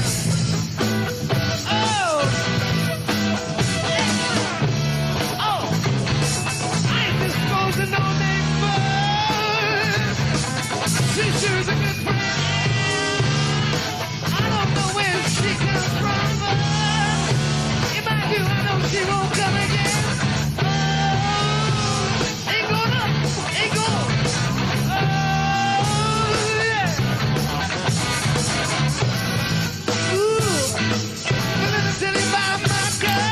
I'm visualizing James Brown doing his famous shuffle and spin. Open up a newspaper and what do I see? See my girl. I'm sure he has something to say about this too, man. People when she walks, she walks. Baby, when she talks, she talks. And when she looks me in the eyes, she's my baby, never took it. I don't want. But wait a minute. Oh, ain't gonna. Oh. Excuse me. Will you excuse me? It's funky as hell. I'm just trying to find the bridge.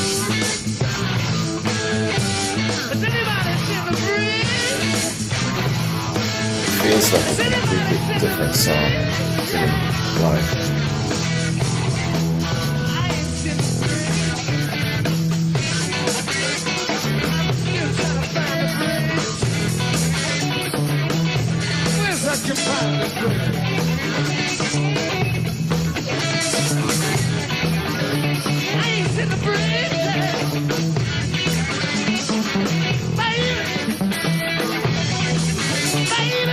Nice bass work.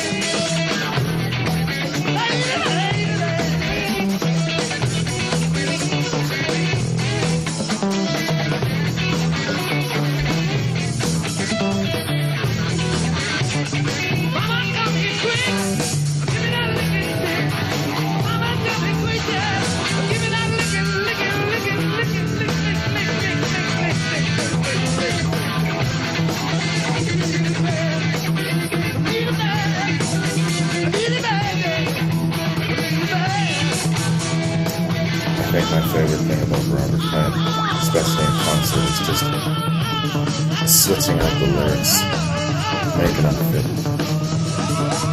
pointing all of these different phrases from different songs.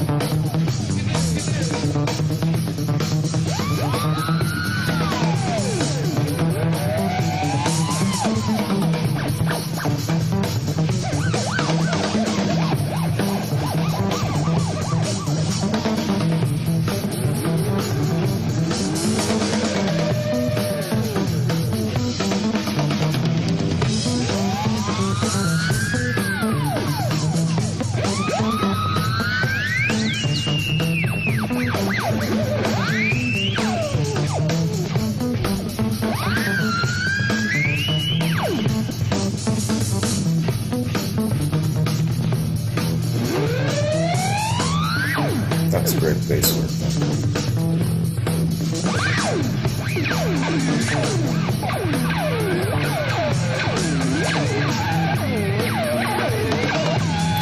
Where would Led Zeppelin be without the two drums?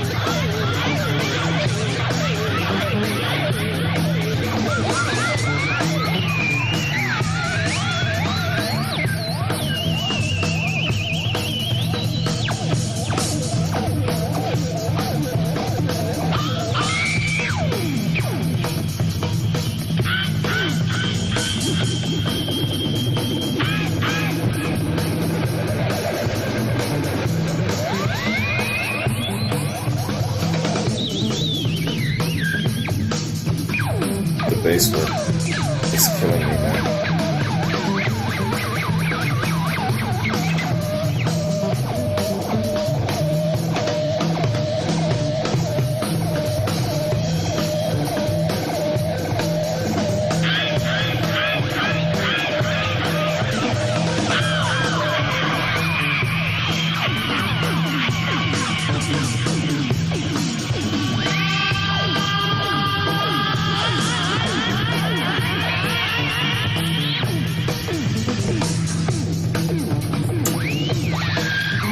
So far, this version of Whole Lotta Love, in my opinion, is just as good as the song remains the same. We might have to have a playoff reaction where you guys cast your votes. Let's see how the rest of it plays out then.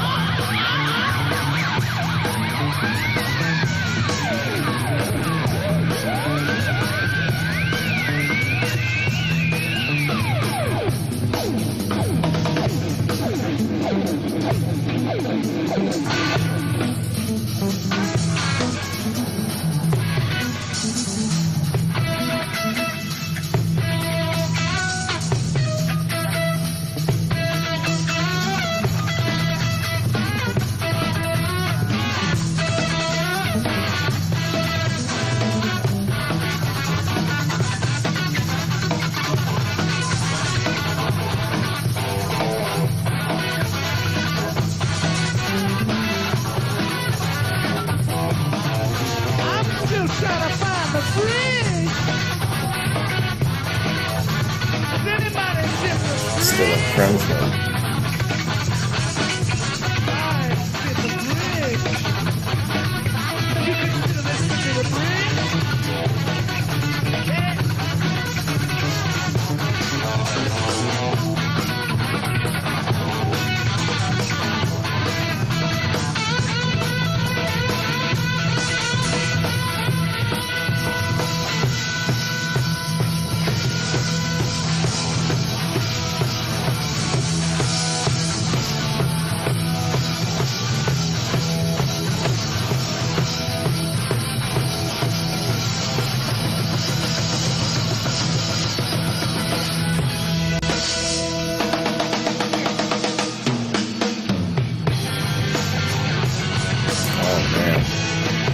That psych made it hell right out there. Hey, mama said the way you move, gonna make you sweat, gonna make you groove. They go right into black rock. I said the way you swing, gonna make you burn, gonna make you sting.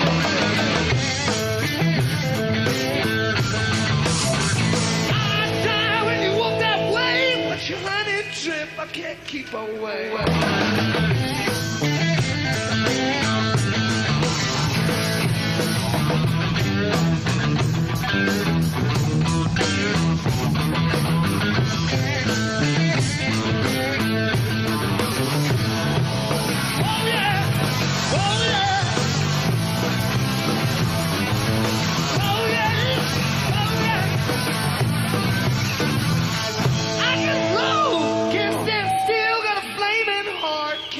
My feet. I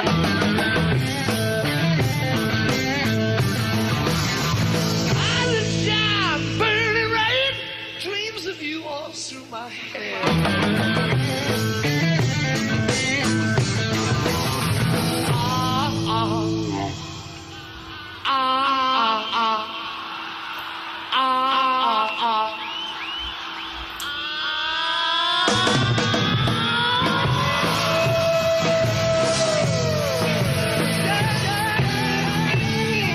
This being their second day, their playing is a lot more tight and cohesive, more on point, don't you think?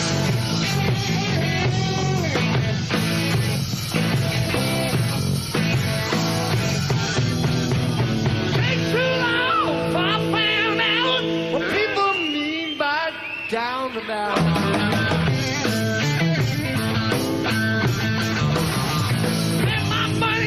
Took my cars, started telling her friends she's gonna be I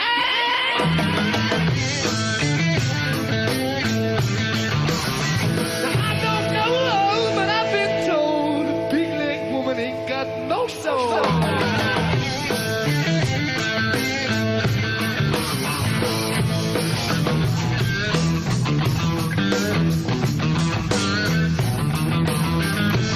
This is a big difference compared to the previous day. They went home, had a good night's sleep, partied a little bit, Maybe Robert found that date he's looking for.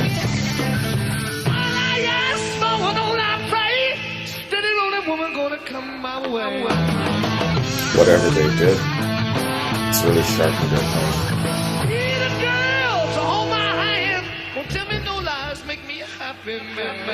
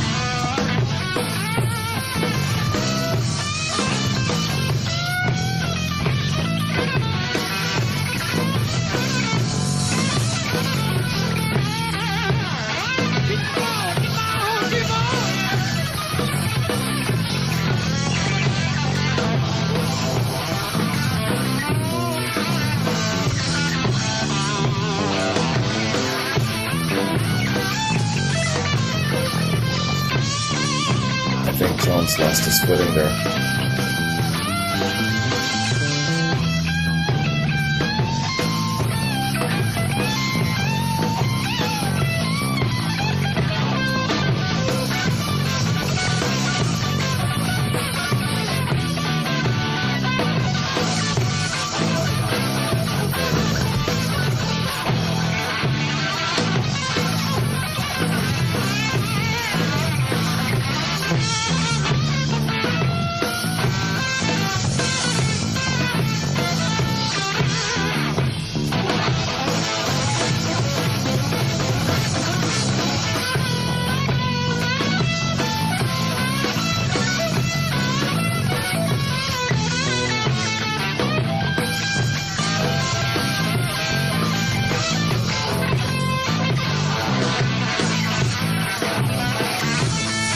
It's like they're improvising and just making up as they go along, or they lost their footing.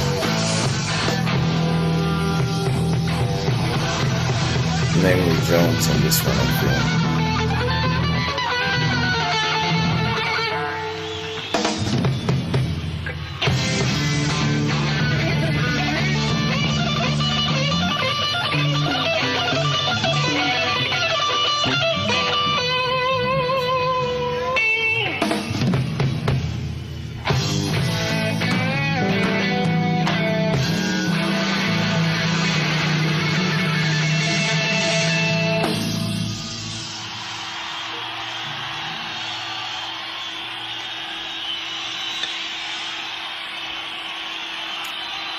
I really like this version of Blackbird. It started off strong and tight and precise, and then at the tail end, it's as if Jones kind of lost his footing.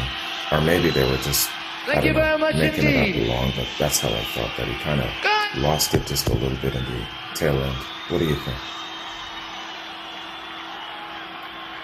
Even the great ones lose their footing sometimes.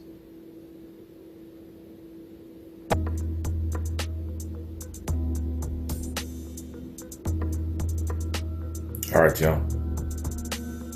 Let's do a point break right here, man. And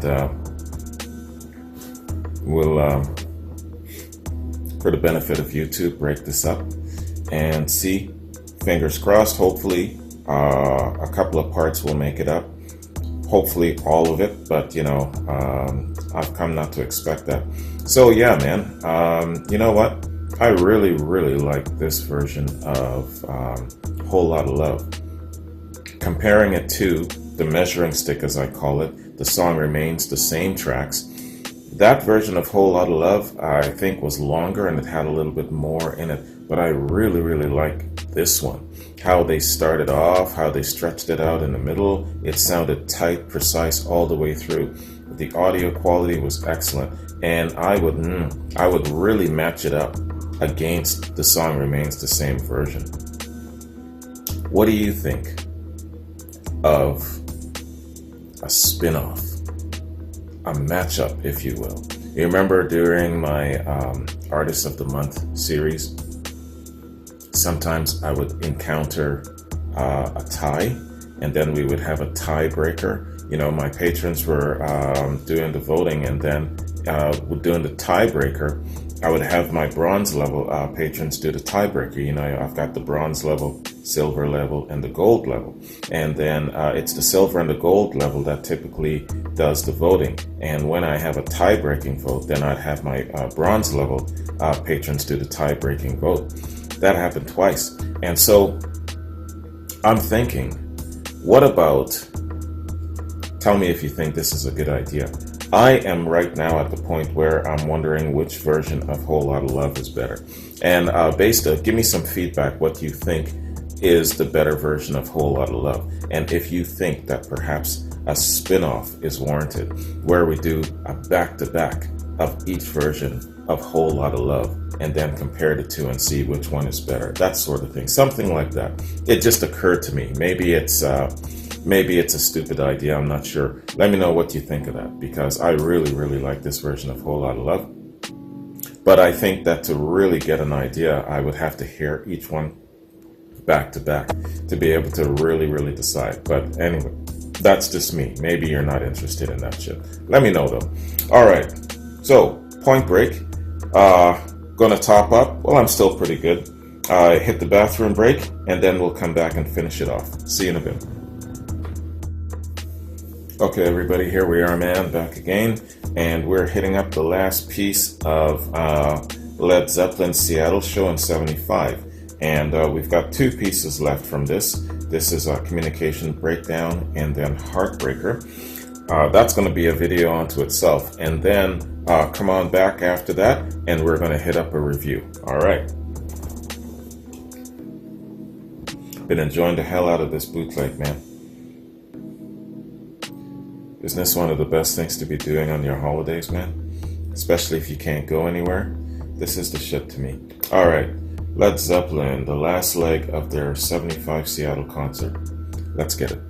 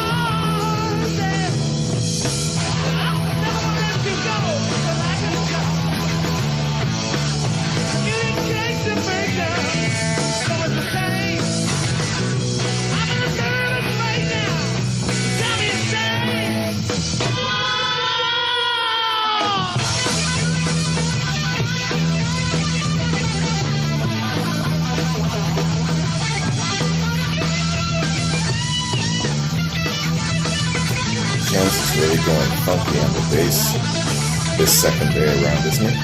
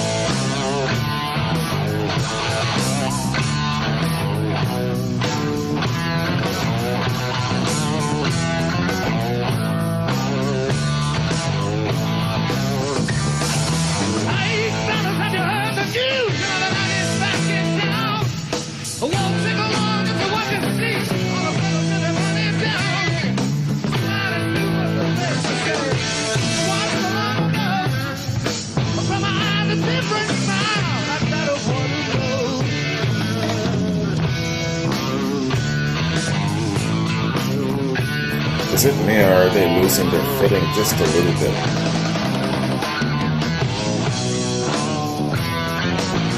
I mean, the sound is fresh, crisper and all, but sometimes they're just a little bit off there. 10 years or maybe more, a person I know you. But still my life gone by, I'm alone and blue. Some people cry, some people die by the wicked ways of love. But I just keep on rolling along to the place of the Lord above. People talking all around the way it left me flat. I don't care what the people say, I know what their job is at. Got to have on my mind, my please do. What you call me, another guy's name. When I'm trying to make love, I got to make love. Do you believe me? I need to make love. Do you believe me? Do you believe me? Oh yeah. Oh yeah. Give it to me. Give it to me. Give it, give it, give it, give it. Oh. Please, I never know it.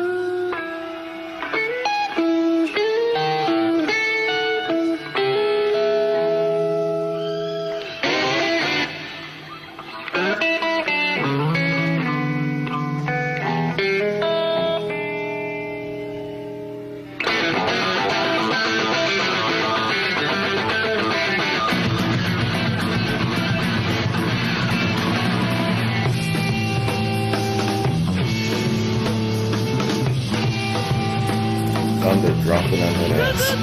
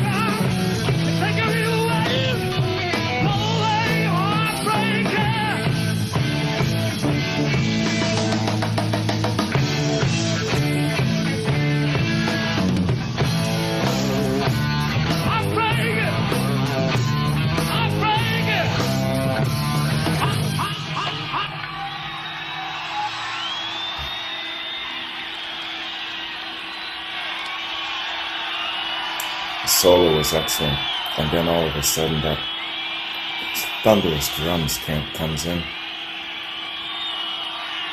That's the part I find that I'm waiting for with this song.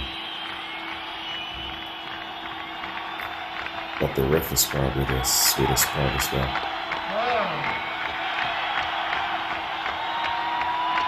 Thank you very much. Had a great time. Thank you. You've been fantastic. Seattle, good night.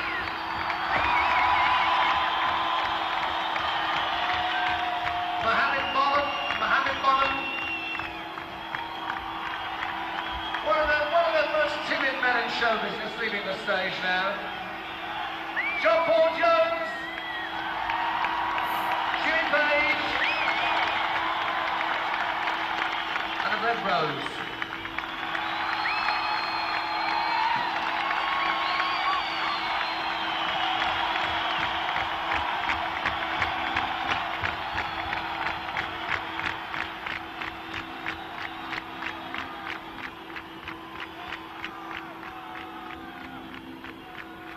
Alright, y'all. So, there we have it, man. The Seattle show. What a great bootleg, holy. March 21st, Seattle, 1975. So it was a 2-night engagement, was it? I see clearly the difference between the 2 nights. In their sound or delivery. Robert's voice was better on the second night. Their playing was a little bit more cohesive and tight on the second night. But with the set starting between Whole Lotta Love and ending in Heartbreaker, Whole Lotta Love was the charm, man. It was sweet. And then I think Jones misstepped just a little bit at the tail end of Black Dog. And then they were just a touch on the choppy side with this last number. But, you know, hey, man. Even the great ones have a few missteps. Those missteps is what probably makes you damn great. But hey, overall, what an excellent, excellent show and a great quality bootleg. I'm not going to discount the bootlegs. I had a little bit of a apprehensive attitude towards them in the beginning. But yeah, you know, I've learned to trust my patrons and subscribers and what they're sending me. If you send me shit, I won't trust you again. But so far, You know, all of the Zeppelin stuff that I've been sent has been really, really good, man. So props to you guys for that. All right, Point Break. For the benefit of YouTube, once again, we'll cut this off here so I know where to edit, and then let's come back and hit up a review. See you in a sec. Okay, everybody, let's do a review, man. Seattle Show 1975, fantastic, man. A really, really excellent quality bootleg. And Led Zeppelin, always great, always great. Maybe not their absolute best, but you know what? Even mediocre Led Zeppelin is, you know, we'll take it. You know what I mean? It's better than most. So, hey, this was a great show, man. Excellent. Where it comes to, I don't know, live performances, I would probably put it at a 7.5, something like that. To me, the song remains the same. Is still the measuring stick. Although you've heard me say this before, this Whole Lotta Love sequence was really, really good, and I would definitely match it up to the Whole Lotta Love in the song Remains the Same, and we'll see, you know, what you guys have to say about it. I'm really turned on to the idea of doing a playoff, you know what I mean, a back-to-back of sorts. Let me know more about that down the road. So let's do a review, man. Let's see what we can learn here. So I've got two links. One sent to me by Finesse Muse. It's a review by reddit.com, and then the other one sent to me is the North American Tour 1975. So this Seattle concert, I guess, is a part of the whole string of North American tours. So I just want to read, let's read that first. And this is from Wikipedia, so Wikipedia does have a little information about it. Maybe not the specific Seattle show, but the overall North American tour in 75. So let's read the 2.5 paragraphs of that, and then we'll read the Reddit review. Bootleg of the Week, Seattle, Washington. Docs Ex Machina, new soundboard, Reddit review. So we'll read that, and it's 1, 2, 3, 4, 5, 6, 7, 8 paragraphs. So a little bit of information there for sure. But let's start with a little bit of the Wikipedia overview of the 75 North American tour. The 1975 North American tour took place nearly 18 months after the conclusion of their previous concert tour, which was the longest break between concerts yet taken by the band. As a result, some critics have suggested that the band seemed sluggish and rusty upon their return to the stage, with the group lacking dynamics and giving rather heavy performances. To make matters worse, prior to leaving England for the tour, guitarist Jimmy Page suffered a broken ring finger after slamming his fingertip in a train door. This forced him to take painkillers and to develop a 3-finger playing technique during the first portion of the tour. In addition, Robert Plant contracted a bad case of influenza early in the tour, causing the cancellation of one show and negatively affecting his singing ability for much of the rest of the tour, leading to some unfavorable reviews. Wow. See? Lots of pressure back then to perform and to fulfill those dates, you know. Even threatening the safety, your safety and your personal health. The music industry has so many crazy sharks in it, man. However, toward the end of the tour, it was noted that the group seemed to be recovering, leading to some memorable performances. Indeed, by the end of this series of dates, Plant himself stated that, quote, "This has been our most successful tour on every level, and I had a great time all the way through." Unquote. All right, right on. Well, he seemed to be having fun, you know, very, very personable, very, very engaging.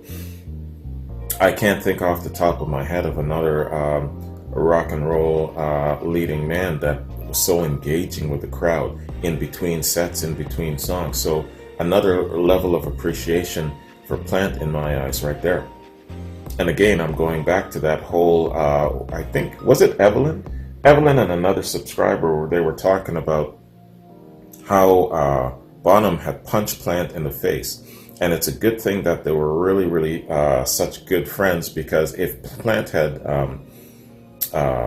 quit the band at that point, you know, they really would have been limping. Yeah, maybe they would have brought somebody in at that point to replace him, but you know, it wouldn't have been the same. It would not have been the same Led Zeppelin. They would not have had that elemental grabbing of your soul element. You know what I'm saying? They need Plant for that. They need every single core member for that, and it would not have been the same. So we're lucky that he didn't leave the band at that point. Maybe he got back, he took revenge on Bonham in a different way. Who's to say? All right, review by reddit.com. Let's do that, man. Bootleg of the week, March 21st, 75. Now, sorry, I don't know who is speaking here. I'm guessing it's one of the writers for this, or there may be independent writers, and they all have different articles. Who's to say? Okay, so after seeming to try to beat the Beatles, Let It Be, Guns N' Roses, Chinese Democracy, and the Beach Boys' Smile for the record of most delayed release of all time, the newest soundboard bootleg of Zeppelin is finally out. Is the wait worth it? I can answer that immediately with a resounding hell yes! Exclamation points. Zeppelin's tour of America in '75 got off to a rough start. Plant caught the flu at the very beginning of the first leg, causing him to sound very hoarse during the majority of the tour. In addition, Page broke a finger just before the tour got underway. In spite of this, the tour seemed to improve more and more as it went along, culminating in a hot streak in March along the West Coast. This show in Seattle, the second in 4 days, 4 days, is probably the apex of the whole tour. Why? Let's find out. Performance. Okay, so he's breaking it down. So, okay, these are the categories he's breaking it down in. Performance, highlights, sound, best version. Okay, so those are the categories. So let's see what he says about starting with performance. The first notable thing about this show is Plant's voice. Considering how dreadful he sounded in the January, early February shows, he's made quite the recovery. He's not back to his screaming like a banshee days, but his mid-range is definitely strong, and his voice barely cracks at all. Jimmy is no slouch either. Even though this tour is known as the beginning of him getting sticky fingers due to a combination of drugs, rustiness, and more challenging songs in the setlist, you wouldn't know it from this performance. He is consistently on fire throughout, constantly delivering on solos and riffs. Someone was saying that sometimes his solos go into kind of like an aimless mode. What do you think of that? Do you think that there is some legitimacy to that argument? Let me know. This is one of his best post-1973 shows. Jones is having a particularly good night as well. During long jams in particular, he seems to almost steal the spotlight away from Jimmy. I've felt that myself. I've said all the time during a Jimmy Page solo, I am constantly aware of what the bass is doing, so I'm not surprised.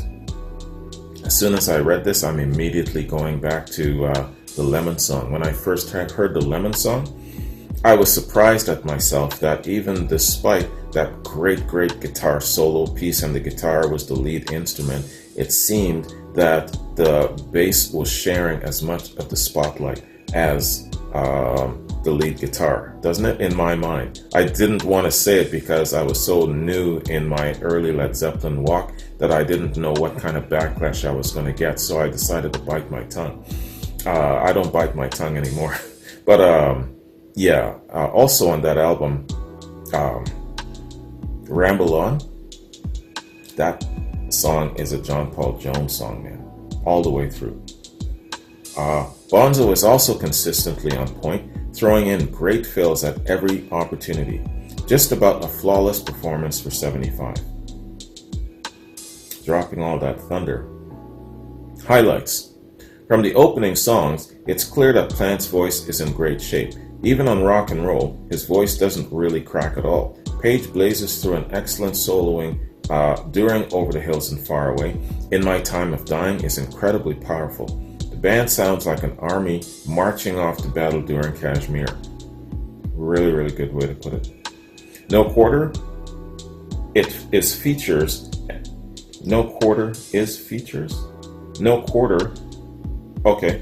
features an epic jam and a great guitar solo from Page. I think it's meant to say it features. The biggest surprise of the evening is a rare performance of Since I've Been Loving You, one of the 3 times it was ever performed in '75. No signs of rustiness are evident as the band turns in a highly dramatic rendition. Yes, and I remember asking you guys, is there another Led Zeppelin song performed live that has such passionate delivery? Let me know, maybe I'm forgetting. But yeah, whenever I think of Since I've Been Loving You, I mean, you know, it's got its roots in the blues, the great solos and all of this sort of thing, but both the instrumentation, the musicianship, and the vocals, the delivery is powerful and passionate, don't you think? No signs of rustiness are evident as the band turns in a highly dramatic rendition. Trampled Underfoot is violently aggressive. It is, and it's a great dance song. I bet you everyone was dancing. The highlight of the evening, though, has to go to Dazed and Confused. And again, it's not going to be in this lineup because I've already reacted to it during my Dazed and Confused challenge. So check that out. That was from last week. The band gets into a hypnotic jam on For What It's Worth, Woodstock, and I Shot the Sheriff prior to the bow solo. The band, Page in particular, is absolutely on fire during the amazing guitar workout. Page solos wildly through twists and turns, while the rest of the band races along as frantically as they can. This guy's writing is killing me. Yeah, because I've said it myself, man, that I give these guys props just for being able to keep up with Page. And, you know, they sometimes kind of go off and do their own thing, and then they come back together in a thunderous drop. Whenever the guitar does something great, the drums does something great, you know? I mean, what would Led Zeppelin be without the 2 Johns? I'm telling you, man, they are the glue of Led Zeppelin. They are the secret elixir of Led Zeppelin, you know? Page needed these 3 guys to achieve his vision. The outro jam is amazing in of itself. A 40-minute epic, one of the longest and best ever. Certainly the best Dazed and Confused of '75. Yeah, I wouldn't argue that. Stairway to Heaven features an amazing epic guitar solo from Page, one of the best ever as well. Whole Lotta Love features a rendition of The Crunch prior to an epic theremin freakout. Yeah, man, that matchup, it's starting to turn me on, the idea of that spin-off between this version of Whole Lotta Love and The Song Remains the Same, back-to-back, man. Let me know what you think about that. Plant's voice is very strong during Black Dog. Communication Breakdown is ferocious and nasty, and is immediately followed by a blazing heartbreaker, finally bringing the evening to an end. A marathon 3.5-hour performance, one of the best ever. If you can have only one show from '75, make it this one. Alright. Okay, and so sound. The tape is a fantastic soundboard recording. Crystal clear and well balanced. The crowd comes across quite well for a soundboard. Jones's bass is a bit loud in the mix, and there is a bit too much swishing top end on Bonzo's drums, but these are nitpicks at worst. Apart from a slight cut in Moby Dick, along with a couple of others that cut out a bit of Plant's banter here and there, the performance is completely preserved. It's one of the best soundboards I've ever heard for the band. Quite amazing. I don't remember a slight cut in Moby Dick. I'll take his word for it though. Best version. Empress Valley's Deus Ex Machina is the current best version of this show, since it's the only one that's a soundboard. This could very well change with time, but you can't go wrong with it, of course. Okay, and that is the review from reddit.com. And sorry, it's not telling me who wrote the review. It's just titled Bootleg of the Week, Seattle, Washington, March 21st, 1975. Review by reddit.com, but it's not giving me the actual writer. Good review, man. Really good review. Well written. All right, so again, thank you very much to Finesse Muse, man. Thank you for suggesting this and sending me the link for it. I was going to go straight to the official releases, and the next one being Nebworth, but you talked me into it. Some people had an issue with it. Yeah, why the hell are you reacting to a bootleg? It's not, it's not an official. Why? So hey, you know what I'm saying? It's all good. I think I have the time. So that's basically the answer, is that I think that I had the time to do it. So why not slip it in? So what I'm going to try to do is hit up Nebworth after this, and then the O2. That's the plan. So if time does not allow me to do both, then it's going to go straight to the O2, because the reason being is that I want very much to drop the O2 on Christmas Day, midnight of the 25th. Midnight, I'm on the West Coast, so it's going to be midnight West Coast time on the 25th, man. That's my plan. If I don't think that I can make it, I'll kind of give you a little update and let you know that. But that's my intention, that's my goal, that's my focus. And if I have to drop Nebworth and do Nebworth after the O2 to make sure that gets done, that gets done. But it's the 25th, midnight of the 25th. That's what I'm planning on doing for the O2, just so you guys know. That's the plan. But yeah, I think that I'll be able to squeeze Nebworth in there beforehand, man. That's the focus. So yeah, man. Oh yeah, and by the way, do you guys have some decent links to send me of Nebworth and the O2? If you've got some great links to send me, please send it to me. That'd be great, man. All right. And what else do I have going on here?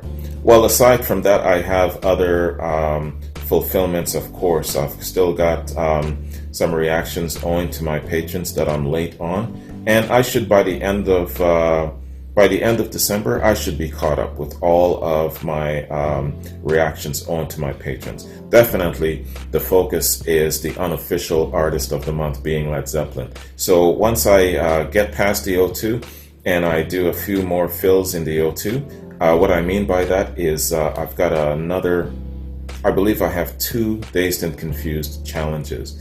I might actually add that spin-off if you guys think it's a good idea. I really like the idea of doing a spin-off back-to-back with the Whole Lot of Love. And I might try and fit in, why the hell can I never remember this shit, man? Oh, jeez.